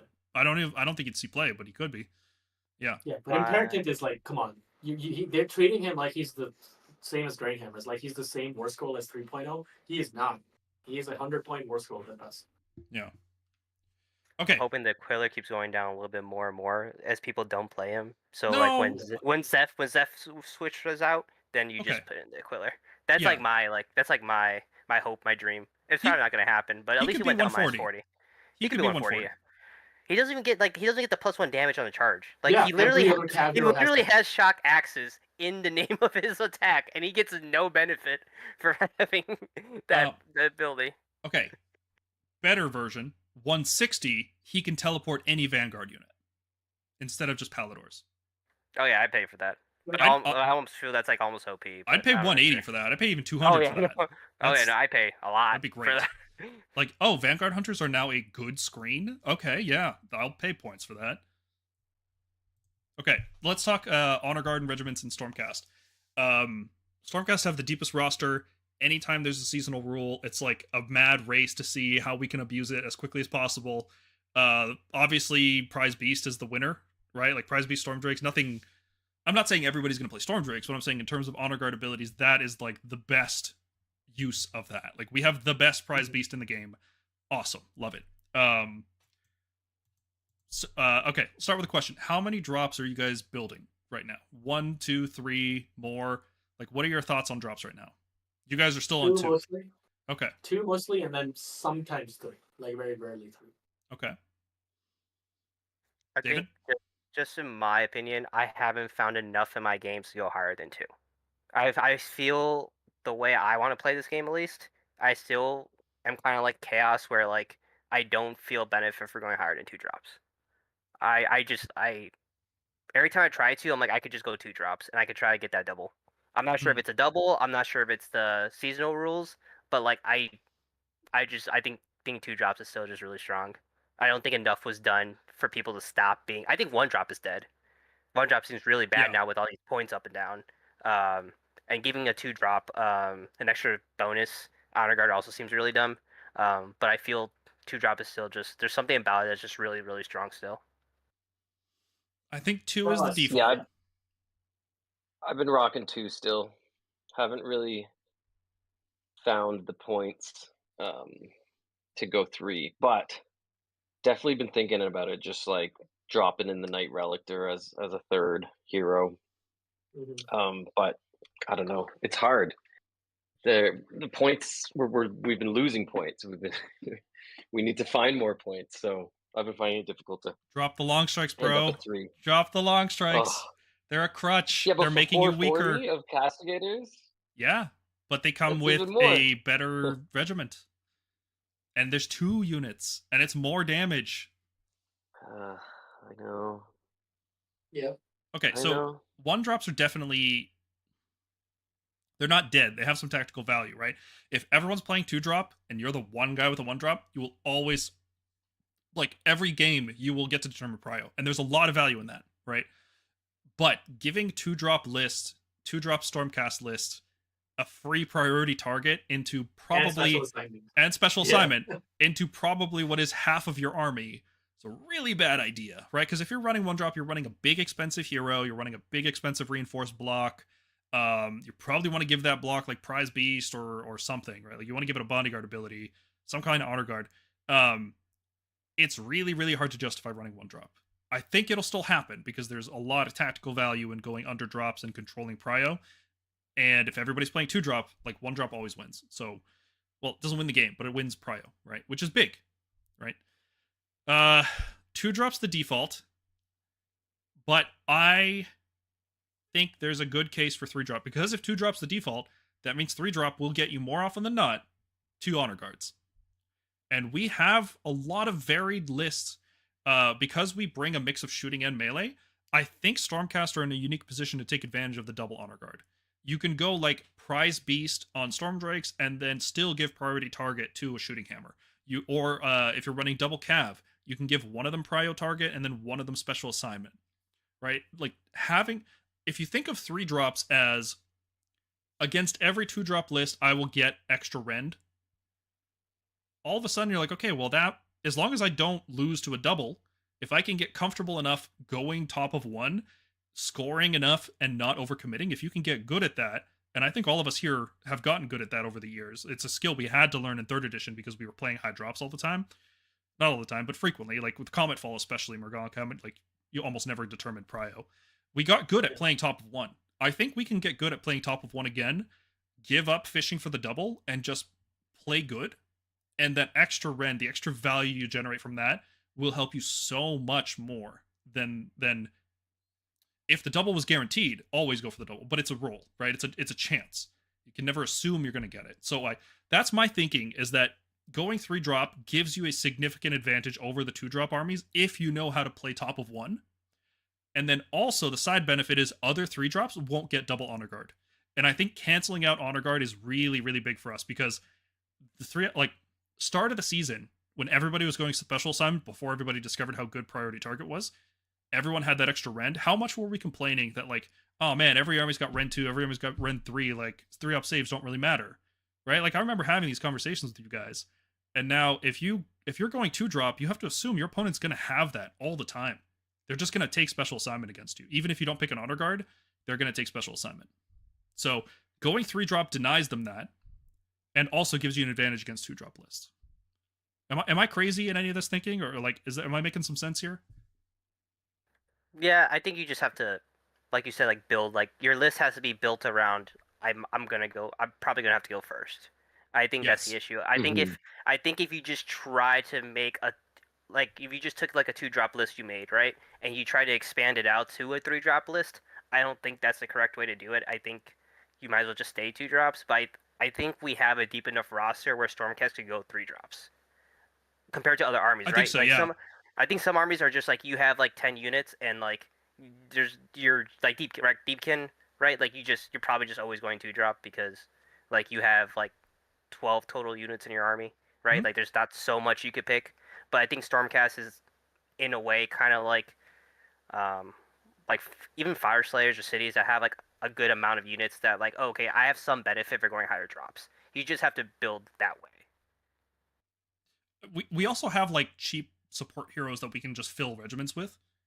Knight Relictor is a great pick. Knight Arcanum is a great pick, especially countercasting Forbidden Power. Knight Arcanum is like so good at that. Even if you have another wizard in your list, I think I'd still want to just fill a regiment with a Knight Arcanum and be able to do that at +1. So, I think I agree with you guys that 2-drop is the default, but I'm seeing an interesting thing happen here with the 3-drop, and that's kind of what I'm leaning towards. Okay, I think that's good. We can close out the stream by talking about a tier list, because we haven't done one in forever, right? We did one in 3rd edition at some point. We haven't really done this for 4th edition. So, you guys will just have to. I can't really share this, unfortunately, with you guys, so we'll just have to do it this way. Okay, I've got one on the screen. Let's start just by filling out the S tier armies, what we think are too strong right now. And I'm going to start by putting Stormcast in there. I think Stormcast are too strong. I think we are legitimately at the minimum. Yeah, we might actually still be bordering S, but we're definitely A. I think with the nerfs to Nighthaunt and how well we can tech into beating slaves, I think we are an S tier army.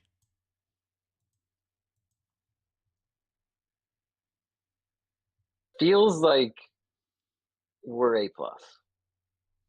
But let's see how many other S's there are. Like, let's see what else ends up there.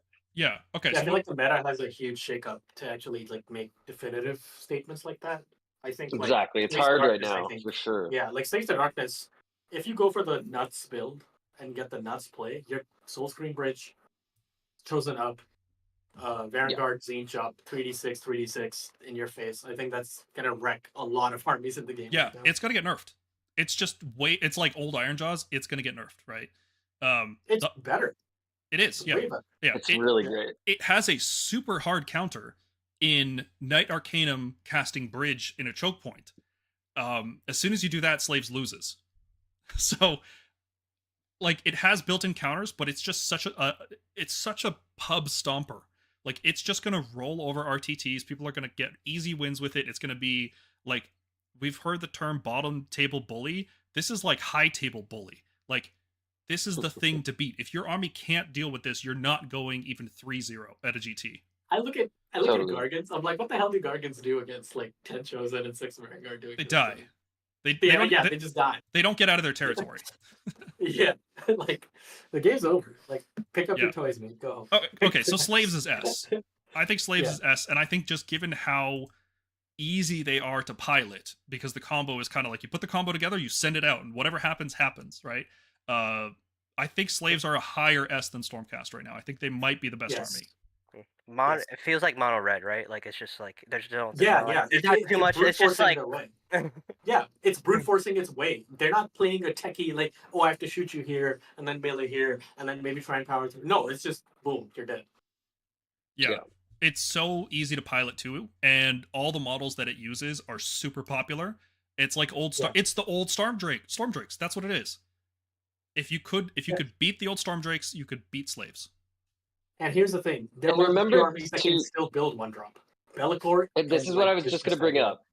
Yeah, Morgana, this is a huge point because often people think about choosing to go second, right?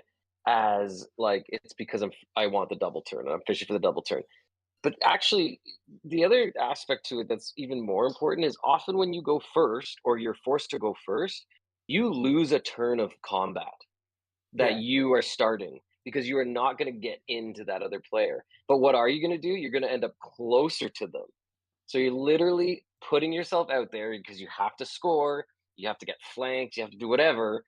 And then all of a sudden you're out there, and Slaves loves that because then they're for sure getting in no matter what. You can't be along the back line. So I think in their case, and arguably potentially in ours as well, still going for a 1-drop or a 2-drop is really actually beneficial. And I don't think they're going to go higher. No, the reason they can go for a 1-drop is because they have Be'lakor sometimes. Yeah. Because, okay, you got 2 honor guards. Who cares? I have Be'lakor, which means when you get the turn, if I don't get the double and you get the Privo, I'm going to say, I'll lock down one of your honor guards. Yeah. I think there's definitely going to be people going 1-drop. That I don't think it's the best version. I think the best version is going to be Sork Lord with a Karkadrak Field Sergeant in Be'lakor's regiment, because it just shores up the randomness of the combo, right? The +2 3d2, in case the 3d6 charge fails, you will have a 2d6 +2 guaranteed. Sure. Right. So I think that's going to be, personally, that's the way I would play it. But I don't like dice rolls, right? I don't like big swings. I like to make things as down the middle as possible. So that's the version I would play. Okay, so Slaves is definitely S. Are there any other armies we want to put in S right now? I think Ogres might be. There's an element of brute forcing in that army that I think is like people don't understand how much of a buff that Field Sergeant thing is to them. I think 16-inch moving Ogres that run and charge with Iron Guts, because Iron Guts have the same ability that Slaves do, which is fight twice. I don't think... Okay. Ogres are a big pit of wounds, and I think that's their best feature. The Iron Gut fight twice is nice, but it's not like... They have delivery problems with the Iron Guts compared to Chosen. It's not like the same thing, right? They're not teleporting. Yes. And they're not 3d6ing. And unlike Chosen, you can wipe out the Iron Guts pretty easily. Chosen are still 30 health, usually with a 5-up ward, right? Iron Guts aren't the same thing. I think they have deliverance problems that Chosen don't have, and their health isn't up to snuff. So I think Ogres playing that style are just worse than Slaves. I don't think you can call it S tier. Oh yeah, maybe not S, high A, sure. I would even say like B personally, but I guess we could see what else we put in A and see how they match up against that. I mean, plus Beastclaw Raiders is part of that book, right? So it's like, oh no, yeah, did they split that out? The Beastclaw just lose to Slaves and Stormcast though. So we'll put it in A. Yeah. We'll see. Well, David and John, how do you guys feel about Ogres after these changes? Because I feel like they were really bad for a reason, right? Just because they got really buffed doesn't mean like they're going to suddenly be the best. I haven't played them yet. I haven't played them yet, but BCR looks really strong, like at least B. Like there's just some matchups that you At least just B. like it's just done. It's just like it's over, right? Like you just play against armor Definitely. or something, and it's just like okay, well Yeah, here's you 30 play mortals. against Iron Jaws and you just You're target like, them and just kill them. Yeah, Okay, go but pick up that's your toys. if that's the bar, then every army's S tier. Like, sorry, Iron Jaws is just so bad right now. No, but it's like they can like they're a very solid bully now. I think Ogre Mod Tribes is a very like Slaves obviously is, but they're like an S tier bully. Slaves is like the A tier bully. Slaves are like Gargants in my opinion in that sense, right? They'll just there's some armies they just kill. There's nothing you can do about it. I think. Mhm. Okay, John, what do you think? A or B?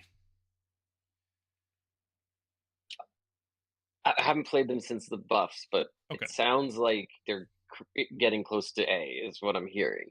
But I haven't actually. Okay. We'll played leave them them. there, and we'll see how it shakes out. Maybe we move them down later. We take a look at these every Mhm. now and then. Okay, is there anything else for S? Nighthaunt was definitely S before. Where does Nighthaunt land now? Low A, B, B plus, A minus, something like that? A. No, they're I think A. Yeah. I think they're still a very solid army. They just Yeah. lost like a unit. The whole idea to balance them to get them off of S was for them to just have more elite points to match their elite stats. hmm Yeah, they still have charging while in combat, which is really strong. Yeah. Because Yeah. it means opponents can't redeploy because they're stuck in combat with you. They can't shoot because they're stuck in combat with you. But you can still charge, which is really, really good. And Wave of Terror. It means it goes off every turn. I think Nighthaunt's better than Ogres, personally. Yeah, it might be. I think so. Yeah. Yeah, okay. I What think else? Nighthaunt's an A plus.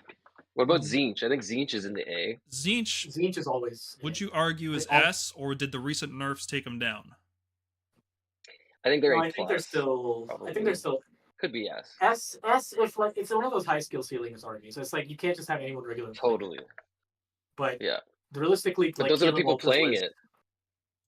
Those are the people playing it. Like, Joe there's not. Pryor is playing it. Caleb is playing it. I think those two players play it. They lost a unit. I don't think they care. I think it's in their hands. Yeah. It's S. Otherwise, it's A. Well, those guys just pivot to some other crazy stuff. Like they're like the Stormkeep of Zinch, right? Like they're just they're on a different level than most people. They understand their But army you need so that well. to play Zinch. You need to play that. That's what you need to do to play Zinch. So. Yeah. Um, So far, so I'm thinking Stormcast is still an S. a good Zinch player can really frustrate the hell out of a Stormcast player, but That specific matchup, sure, but in terms of all matchups, like And with Zinch, it's often battle plan dependent too. yes, Like yes, we are a good matchup against them unless like sometimes, and then sometimes we're not. It's really, really odd. just cast the bridge, definitely. summon a bridge to block the Zangors. It's so easy. They're gonna run chariots now, flaming chariots. Okay.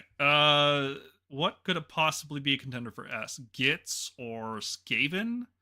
Because okay, Skaven, I have a definitely. take for Skaven because people are not like mass bodies moving units in the hero phase. This is like if I told you this army existed in 3rd edition, you'd be like, yeah, that's the best army in the game. Why is this even like a discussion? You have hordes that are moving in the hero phase and then moving in the movement phase. You're moving in the opponent's hero phase. That's the best army in the game, for sure, in 3rd edition, right? It has to be good. People have to be sleeping on it, but how good is it? They still have the rattling guns, and they still have tons of cheap bodies. I think they're A, at least. They're A. No, definitely. Yeah, I would have said I think low they're F. for sure A. Yeah, I think they could be S too. Because Rattlings didn't take any nerf. Plus 20 is nothing. Like Vince Venturella himself was like they should have been plus 40. They should have gone to 190, closer to long strikes. Yeah. Because that list like Yeah, mainly and lost and like they're a side clan red. they're oppressive against a lot. Yeah. Skaven look good. Really requires a good pilot.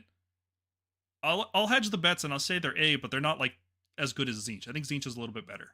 Yeah, they definitely feel it. Like I've seen some some Skaven play, and it's like, oh, that unit's gonna take 48 damage. I'm like, oh, okay, I got 48 wound rolls. Like, okay, well, I guess that's a thing.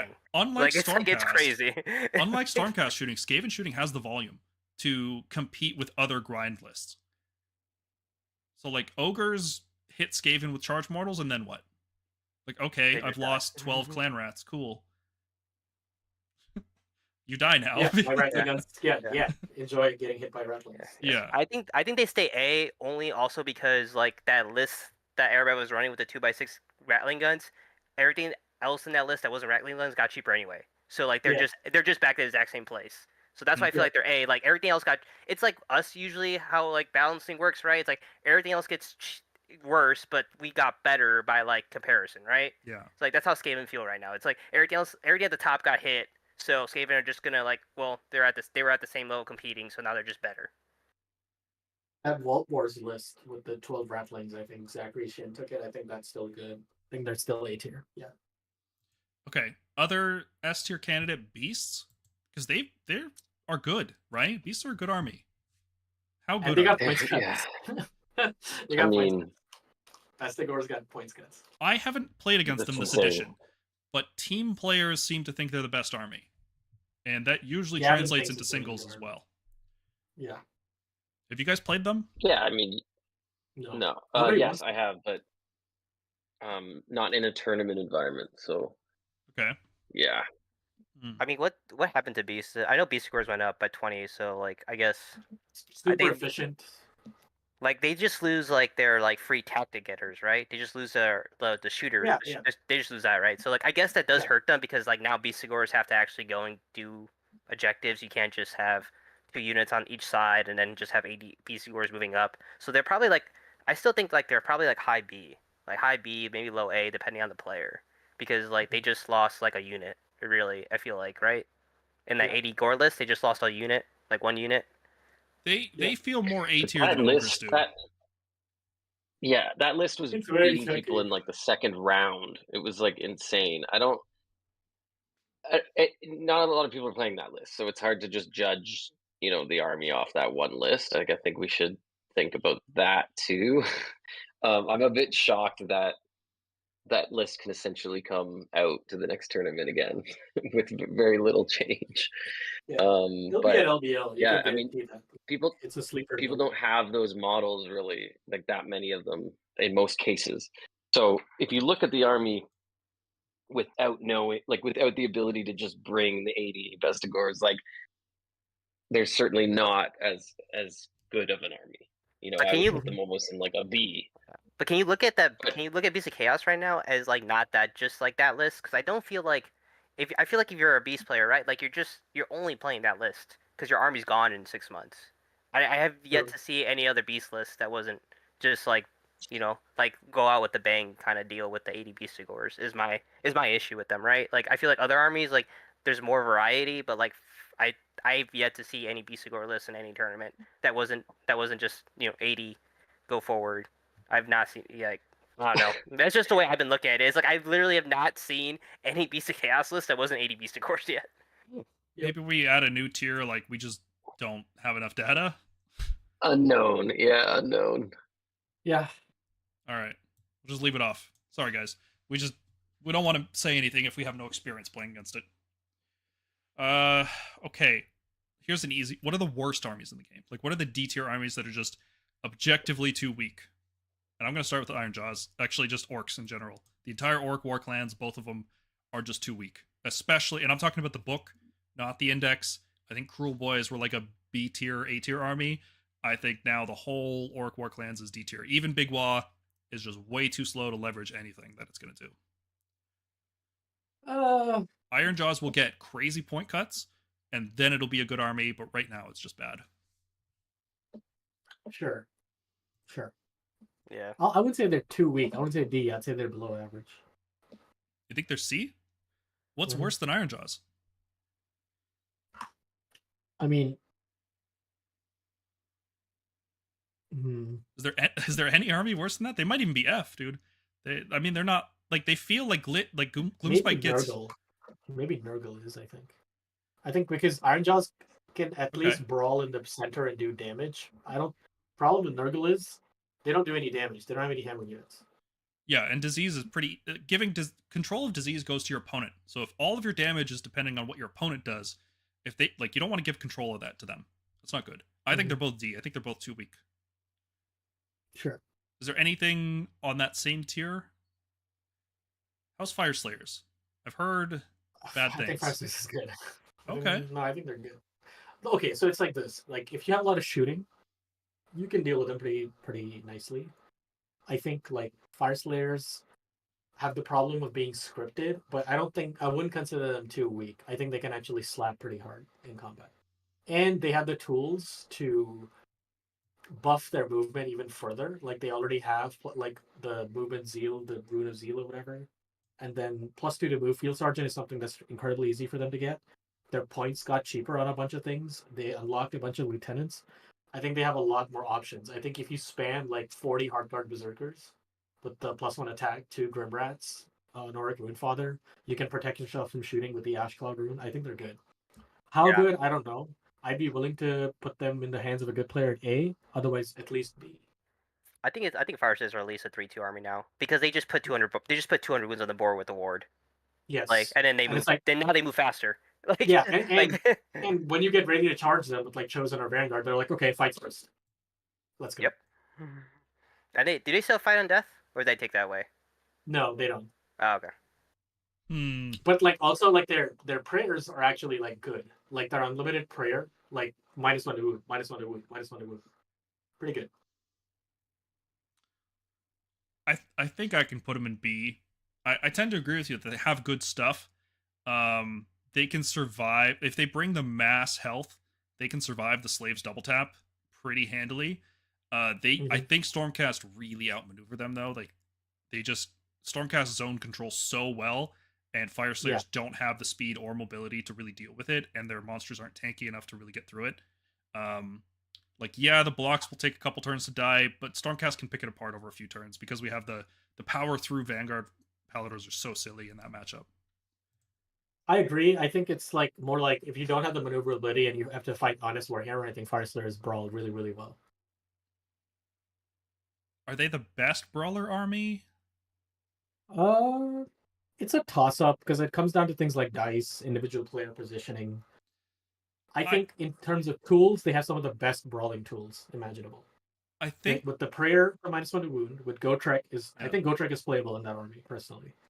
And with the fights first rune, and then the crit mortals rune, I believe that's what it does. But yeah, I think there's armies that brawl better. The two that come to the top of my head would be, I guess you can call it Bone Reapers. They're not really brawlers because they don't resurrect or anything, but Gits definitely brawl better. I think Gits are like A tier. Squigs and Trogs are still very good. I think definitely A tier. Like yeah. Yes, Gits is never not A tier. Yeah. Opinion, but yeah. I put them above Nighthaunt, but below Skaven. I think they're better than Skaven. I think Gits are better than Skaven. Bone Reapers. Zerg Smasher says Magma Drops are too expensive. Those are easily the coolest fire set. I disagree. I think with the Long Strike nerf, I think you'll see a lot more Magma Drops in the game. I think they're good. Like, I don't know about the Rune Sun. He's probably the weakest one in my opinion. The Rune Smiter has a crazy good rampage for D3+3 mortal wounds, especially against like infantry blocks like Ogres. Like, amazing. And I think the Rune Father one is really, really good, right? On a 3+, he just subtracts 1 from your save rolls. But that fight first rune, I think it makes him playable. Yeah. I'm gonna move Ogres down to B tier. Looking at the other A tier armies, I don't think Ogres are on the same level as like Skaven, Gits, Tzeentch, Nighthaunt. I think Ogres are worse than that. So sure. I'm gonna slide them down. Where Morgonk, I'm gonna trust your opinion on this. Where do you think Bone Reapers land with the nerf to Cavalos Death Riders? Are they like they're still good, right? Catagros is still insane. Death Riders are still good. They just that list has less stuff in it. But I feel like their tactical game is weak. Slaves do the brawl thing better. Gits do the brawl thing better. They get outmaneuvered by Nighthaunt and Stormcast. Skaven just shoot them off the table. I don't know if we can call OBR A tier. I think they just fall behind the other armies in SNA. I think you're right. I think that it's like I think it's B, but it's like it's one of those like you know how Gargants were B, but they just bully some people and then they just like lose some matchups because they don't have the tactical ability. I think it's that. I think like their abilities are really, really strong. Like a 5-up ward aura in the combat phase, oof, really good.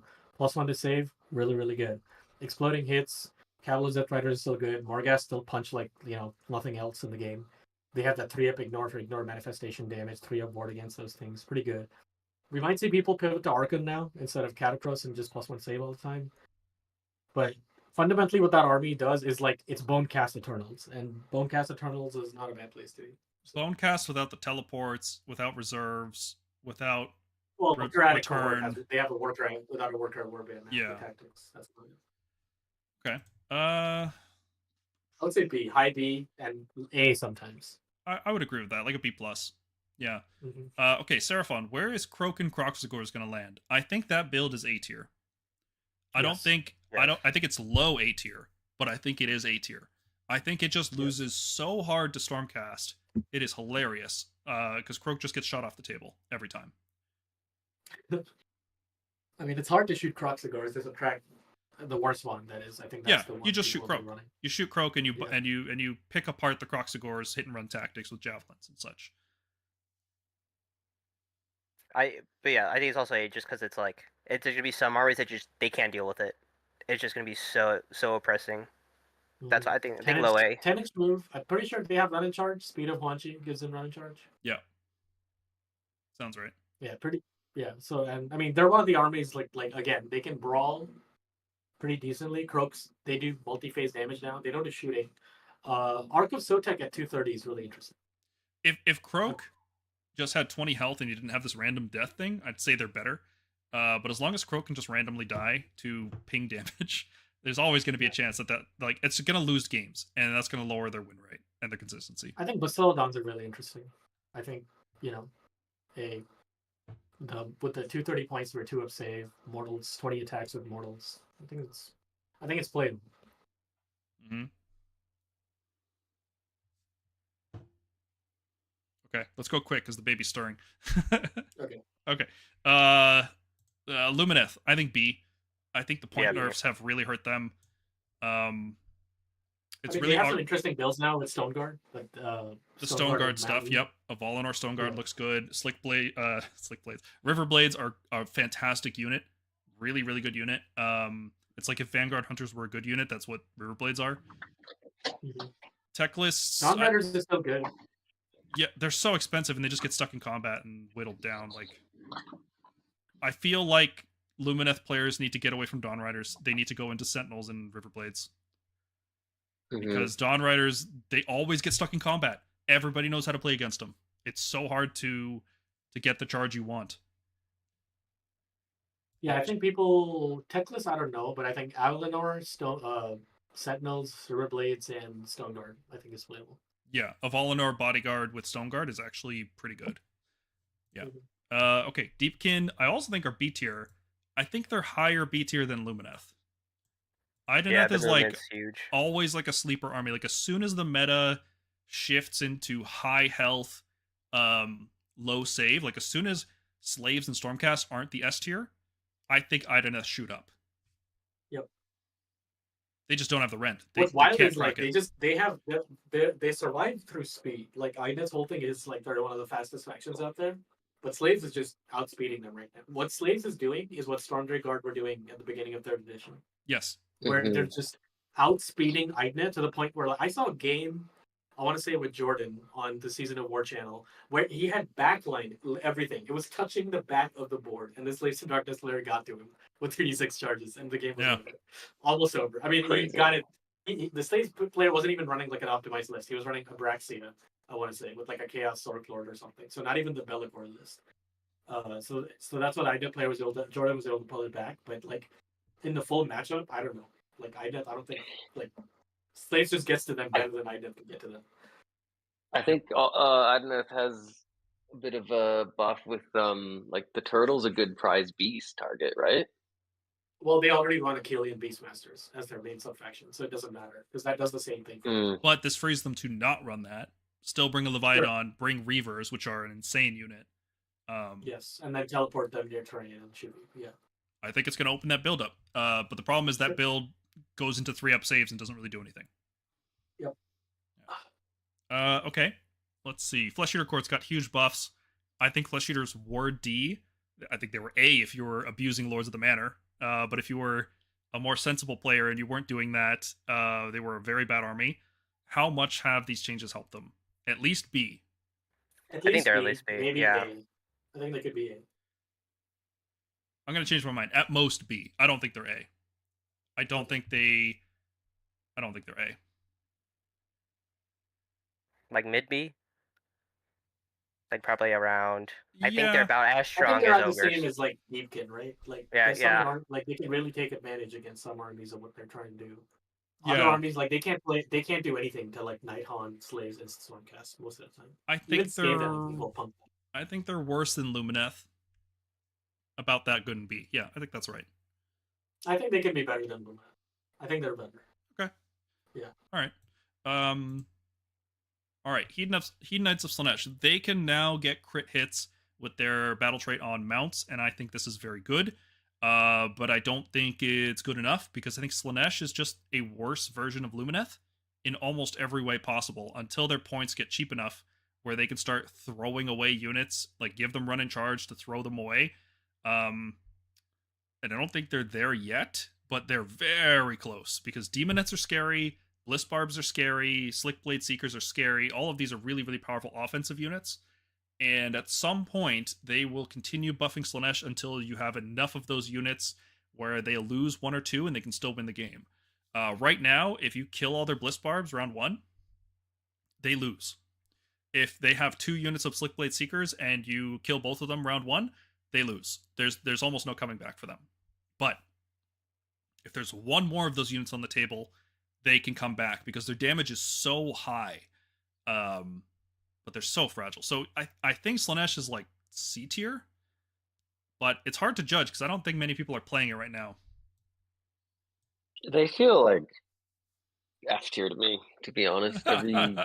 Okay, fair. Every list I've seen, everyone who's tried to play it, like, just seems like a handcuff.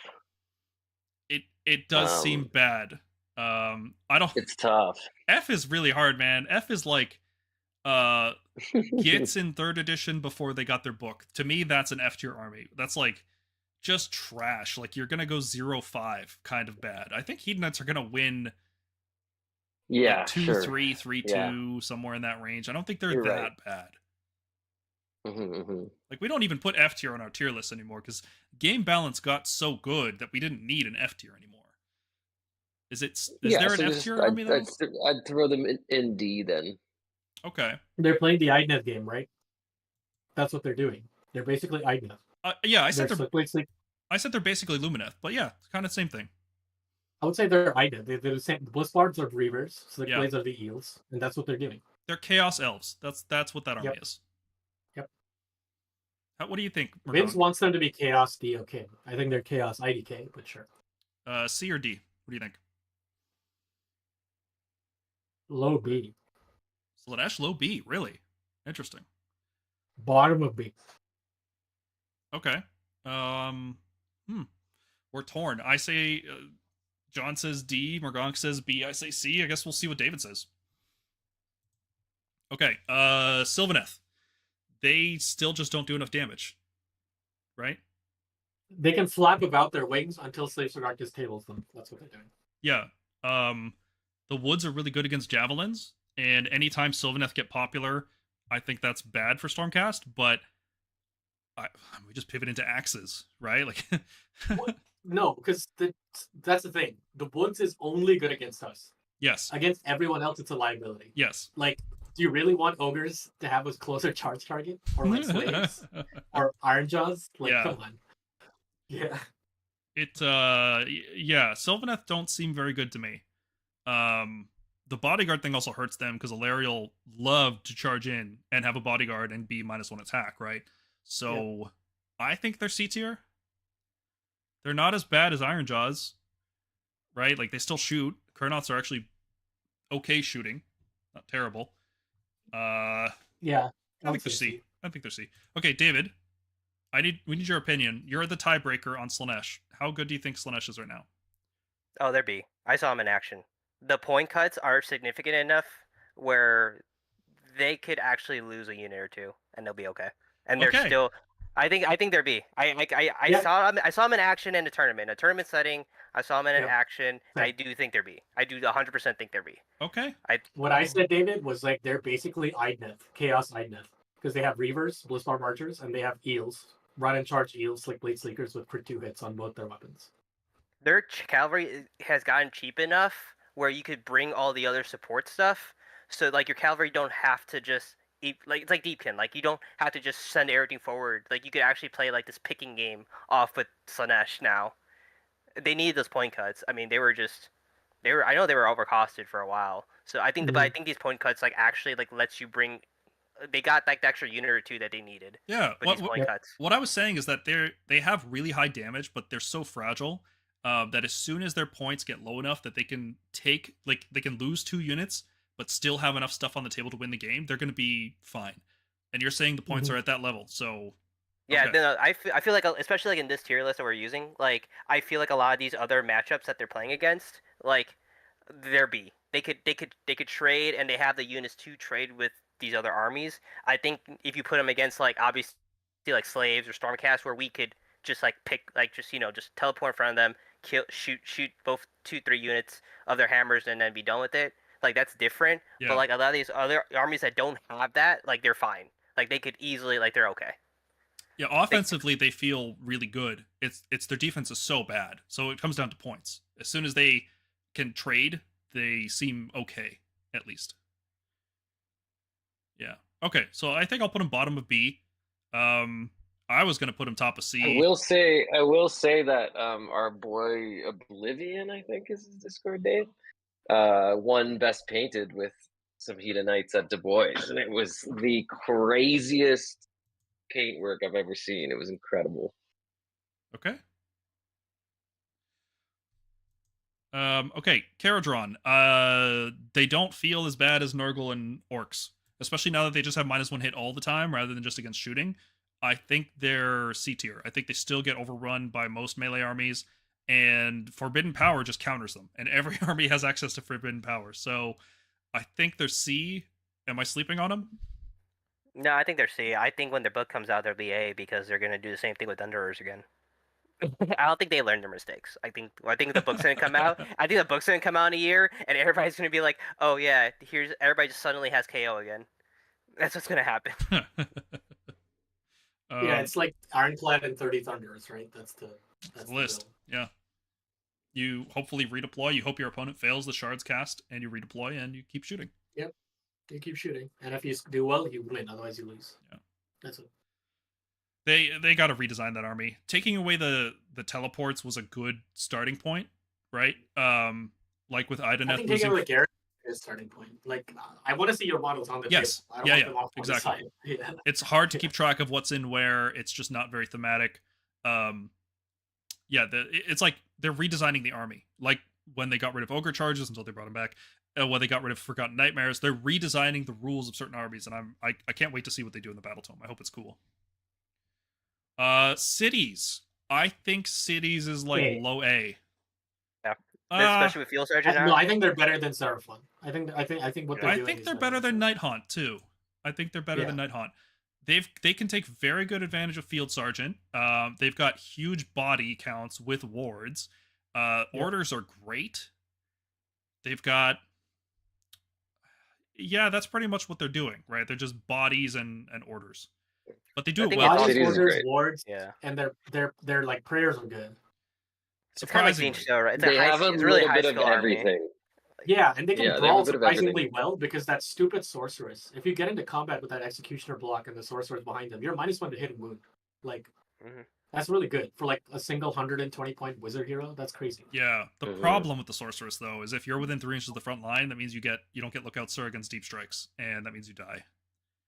Well, that's fine. Yeah. I mean, I think they're perfectly fine for you to invest your 200-point unit trying to your deep striking shooter to try and kill the sorceress. Yeah. Okay. Yeah, I think cities is good. Depending on the player, I think it could even go A+. Like, I think it could be about as good as Zinch. Yeah. I think it's a good army. It's really good. Yeah. Field Sergeant's going to be great with it as well. Yeah. Okay, Daughters of Cain. B or C? What are we thinking? What do you guys think? Because I think they were D. I think they were a D tier army. I think at least B. I think Field Sergeant is a great buff to them. I think they can easily get it. They're often an army with 3 drops. Marathi, I don't know. I feel like Marathi covering fire really killed Marathi, in my opinion. Like, Well, now or that I people think what can't they're really- redeploy into it, maybe Yeah. maybe there's more play there. You just put up a screen or something. I mean, what I see in Marathi builds is they fundamentally play the same game that they were before. The same 2-drop, 2 blood sisters, 1 blood shooter, whatever, some Kinaraya, Yeah. whatever for tactics. They're doing the same thing. What's far more interesting to me is the fact that they can at least try the whole bunches of min squad witch elves and turning all their screens into hammers, because if you can get Martyrs Sacrifice on plus Bladed Bucklers on, you're not even bothering fighting. You're killing things by them killing you. Hmm. Right? That's all you're trying to do. And then you can suddenly, you don't even, you might need Mind Razor. That's still the linchpin of the army. But there's some very interesting stuff you can do where you just take Krathusa, you 2-up, you know commands when you're in combat with my Witch Elf unit. You take them, you charge, just put like 40 attacks, 3s and 4s, or 2s and 3s into them and just win that way. Like that, nobody has tried that min squad style, but I think with nerfing shooting, I think that's, or long strikes in particular, I think that play is like more viable. You're thinking they're B. I'm thinking they're D. Well, they were D. I don't know. They were D for a reason. I don't see them rising that much. +2 move field sergeant is good, but I don't know. The Bloodrak Shrine got some good cuts, so they're good against like blocks of stuff now. John and Dave, what do you guys I think? think they could be B. I think they're like every time I see a sisters player, like they just know how to play their army at such a high level that like I feel like they're always be like I've Daughters of Cain always feel like they're in the fight. I think that's important. I think the non-Rathi build from Jeevan was running, I think, a non-Rathi build with like 20 Blood Sisters. They move 10 inches now with Field Sergeant, and those are good against all this other stuff that's trying to put infantry to them, because that's a 2-up strike last. Yeah. So it's like anything that's trying to put these 2 wound, 1 wound things into that, even 3 wound in a lot of cases. Like I would like a Chosen player might think twice about charging Chosen into like 10 Blood Sisters, because on a 4-up you're fighting last, and I do crit mortal, so I don't care about your 3-up save. Okay, all right, I'll see it in B. Low B, mid B, high B. Where we think? I think it's a B. I think it's a B minus. Like personally, it's around the same. I think it can definitely sit in B. Okay. Yeah. Every time I play against they're Daughters, doing the same thing that Slanesh is doing. Yeah, where they have enough bodies now. They just need more board bodies because their battle traits suck, in my opinion. I think Slanesh does it better. Slanesh just has better stats and better, like, higher volume. Yeah, they're not relying on Marathi. Yeah. Yeah. Okay. I don't think you have to rely on Marathi in Daughters of Cain. No, but what I'm saying is Hedonist just doesn't have that. Marathi's pretty good. Also, GW, please make Marathi cheaper. You're pointing her like she's the same unit as 3.0. She's not. She doesn't have that double shoot, double fight anymore. Please just remove her from the game. No, I could go a whole edition. One edition without Marathi is all I ask for.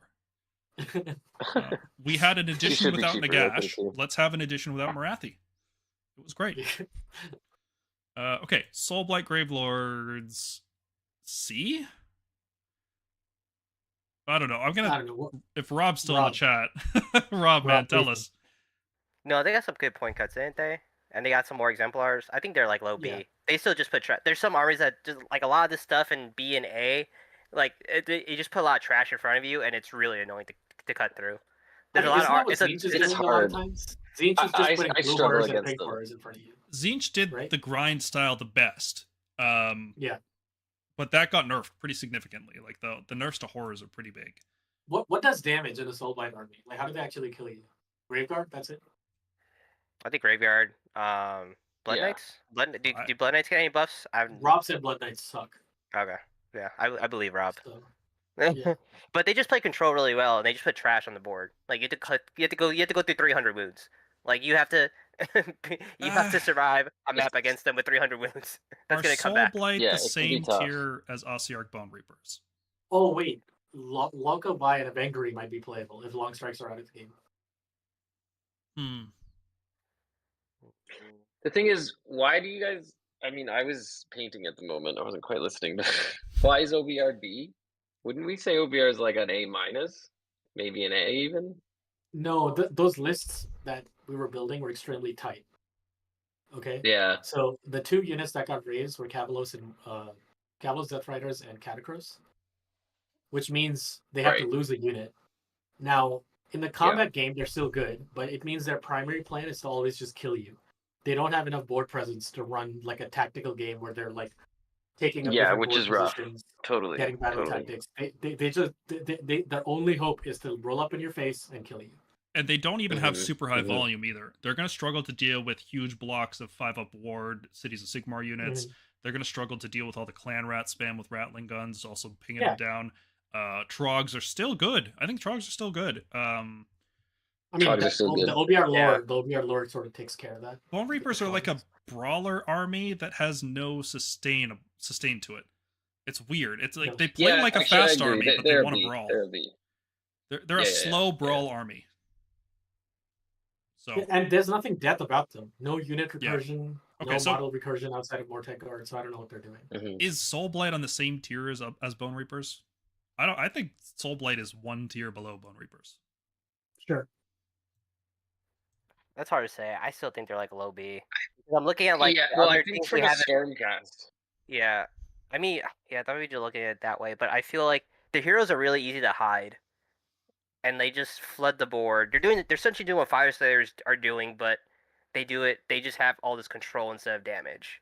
Yeah, but Right? damage is super important right now because like grind against grind, Soulblight loses because they don't do damage. Like if you hit like one of these cities grind lists with the big infantry blocks, I think they just win because they kill your blocks and Soulblight has no answer to that.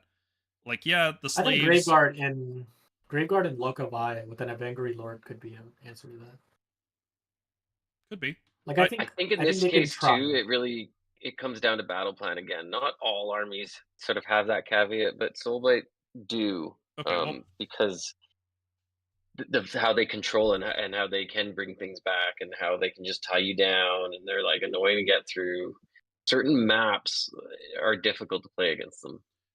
Well, we put Slanesh and Daughters B minus. Soulblight feels worse than both of those, so let's call it C plus. Sure. Yeah. I don't think C's bad. It's just, below average. D is bad. Mhm. D is you don't want to be D. Mhm. Okay. 3 more. Bone Splitters, I have no clue. No, nobody cares. Yeah, I'm not gonna Even they don't care. I'm not gonna bother putting it anywhere. Like nobody plays it, so it's gonna be like Beast. Yeah. Okay. Sons of Behemoth, I think, are no longer an F tier army. I think they are a low C tier army. Yeah, I feel like They C. can't be Special better than Special Assignment's still in the game. Priority still in the game. Yeah. Like, I think they're always gonna be C. It's just a damage check. Like you just. But the It's problem not. is a lot. It's not All these anymore. other, yeah, that's the problem. I was gonna say like all these S tier are like they don't care. Like like I'm gonna pop 2 a turn. The biggest nerf to them was losing Mystic Shield. They love Yes. taking Mystic Shield. And Yeah, Finest And Hour. slave stacking with, yes, like that being gone killed this army. Their biggest enemy is still manifestations. You can make those big ass giants fight dust clouds of magic all day, and just kill them with that. I fought a Gargant player where I was killing a Mega Gargant with resummoning Ravnax again and again. Okay, that's what did most of the damage to that unit. Like, Yeah. that feels so bad for them. They're too fragile and limited tactically right now. They do damage, which I think gets them through Iron Jaws and Nurgle. Yeah, that's it. That's the end of my praise for them. Yeah. Okay, last Maybe army, next year. Blades of Corn. I think are top of B. I think they're better than Bone Reapers. I think Field Sergeant on that army is going to feel really good. Wrathmongers are really Price good. Beast. Murder Lust. Price Beast. Murder Lust messes up so many armies. Like it really, any army relying on charges, Murder Lust is still there. Yeah, I think high B is about right for Corn. What do you guys think? Yeah, I was gonna Yeah, say high that. High B, You low missed A. Price Beast. Like All the yeah. Bloodthirsters are now lieutenants or whatever. Only if you use the Wrath Oh of yeah, Corn that's one. true. Sure. But it's like I can make an insensate rage, the Boomthirster lieutenant. So it's like Sure. Yeah, it's pretty good. Yeah. Okay. Yeah, So I think they could. Yeah, they're high B definitely. Yeah. I think they're gonna start re-emerging like these next couple of weeks when GTs will start happening because it's gonna be past New Year's. So like, no more holidays. Like I think we start seeing Corn. Like it's gonna still, you're gonna start seeing those 3-2-4-1s. You're gonna really start seeing those 4-1s. And more of these elite armies start dominating. Corn loves tying you up with like stupid chaff and just Corn, trash and then kill you. Ogres does like nothing into Corn. The Beastclaw, I mean. Beastclaw just loses into Khorne. It's so bad. Murderlust stopping charge mortals. Okay, game's over. Yeah, and they get to use. Didn't something change about their blood type? They get to use once every phase. Per phase, yeah. Yeah, per phase, yeah. So they can unbind and then Murderlust still. Yep. Yeah, it's pretty good. Okay, looking at these S tier slaves in Stormcast, I think that still feels right. I think those are the two best armies in the game right now. I'm gonna check something. As God intended. I want to see. I want to see where, and I want to see how far we are because I saw a tier list from someone. Our tier list looks like a big middle finger. Nice. I mean, it should. Pretty great. Oh no, I think Gits might be S. Okay. I think that Megler's swig and like, I think you can spam out a lot of wounds in that army. I think Stabas are secretly. Yeah, Gits is very good. Stabas are very very. Yeah, good. I think you can just put a lot of fucking wounds on the table. Is what you can do. Yeah. Yeah. But you can start to see a pattern, right? Like slaves and Stormcast are top, and then look at some of the armies: Tzeentch, Gits, Skaven, Cities, Nighthaunt, tons of health, right? Just huge health armies on the table. That's a direct response to the two top armies, which are doing specific amounts of elite damage, right? These are not high volume. Well, I guess slaves you could say is high volume, but it's tactically limited. It doesn't do it from range. It does it purely in melee. So yeah, I think Gits is like a low S in my opinion. I think Gits could be better than Tzeentch because they don't have the magic to compete with Tzeentch, but they play the bodies game better than Tzeentch. What's a bad matchup for Gits? Right. I think Skaven's a bad matchup. Skaven's a bad matchup. I think Nighthaunt's a bad matchup. I think potentially Cities. I think the Croxicores grind so well into Gits. Sure. But I think Nighthaunt Cities, I think Cities with Dark Shard shooting specifically, and Executioners and Hammerers can fight against Gits. I think Nighthaunt can, I think Skaven can. Tzeentch is like, it's player dependent. Should we move Tzeentch and Gits up a tier? Are they better than the other A tier armies? I think Gits definitely is. What do you guys think? Gits specifically. I think Gits goes to low S. I think Gits goes to low S. Gits could be S. Yeah, Gits could be S. So. Rock Guts didn't even go up. They stood at 190. Just like for whatever crazy reason, they stood at 190. Okay. They're worse than Stormcast though. Bounders are good still. Barely. I almost see that. They're almost like as symbol. Like as a same. Like I don't think Gits has a super hard matchup. I think every game is winnable, like Stormcast with Gits. I think there are some like worse matchups you probably don't want to play, but Gits, the most competitive builds I've seen for Gits could pretty much just tack into anything. Yeah.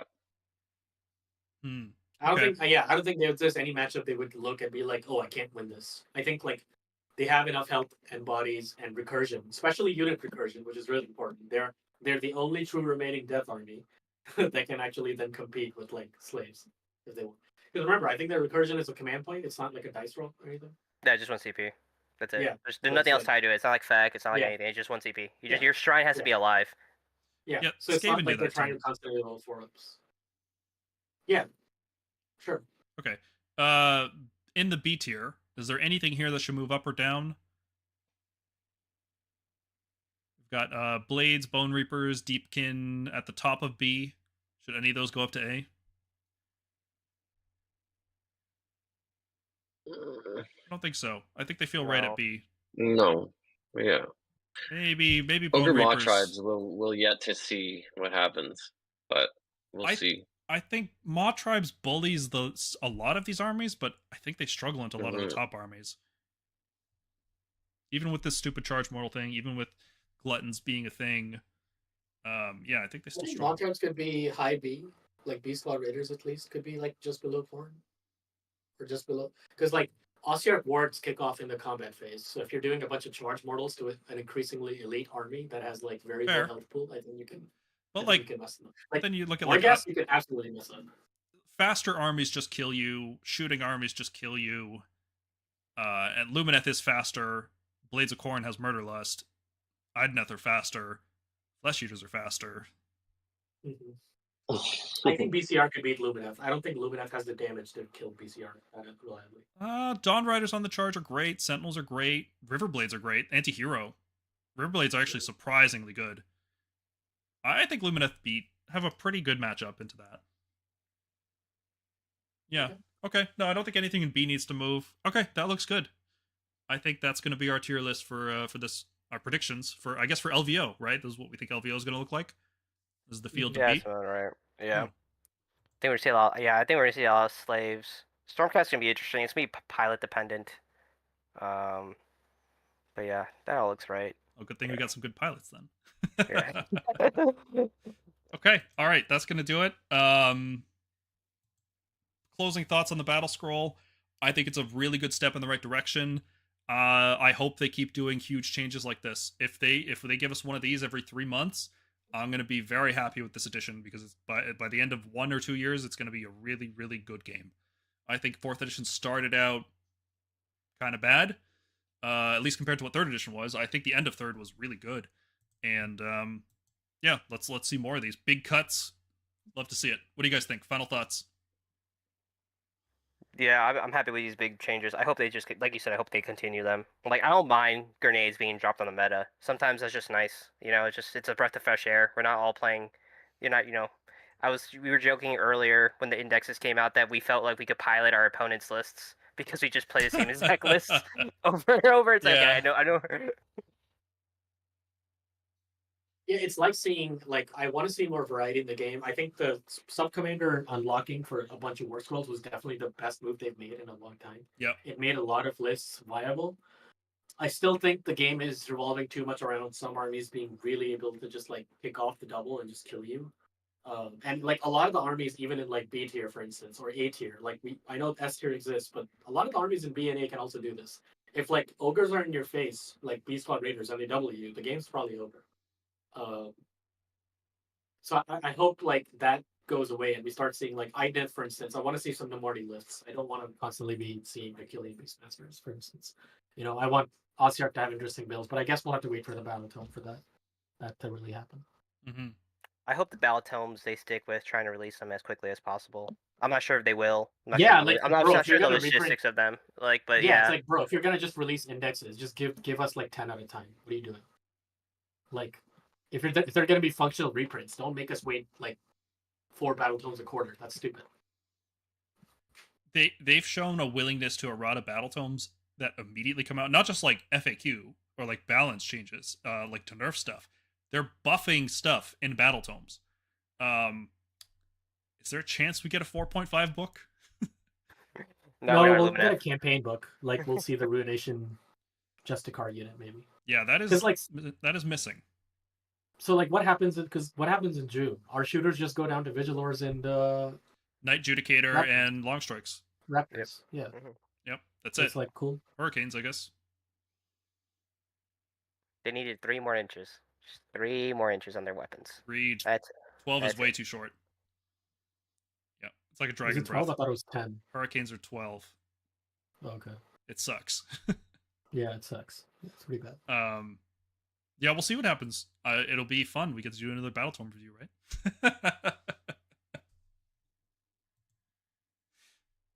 Okay, anyway. So thank you everybody for sticking through this live stream. Hopefully it was entertaining and fun to listen to us talk about this stuff.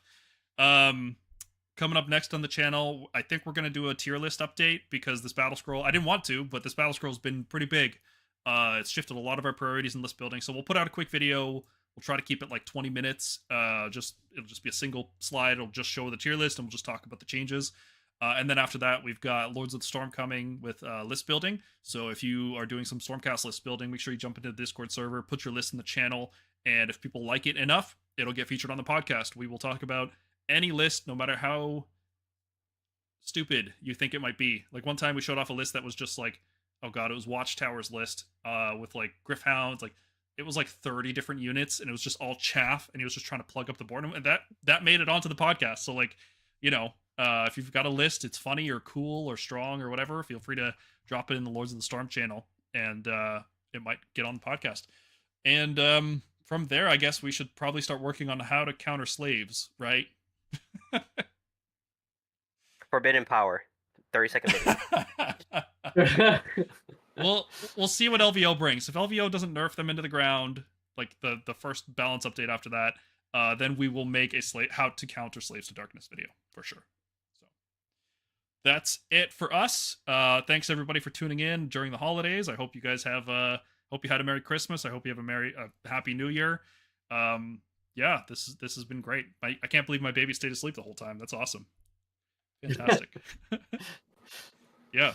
So thanks you guys for coming, and we'll see you soon. Take care.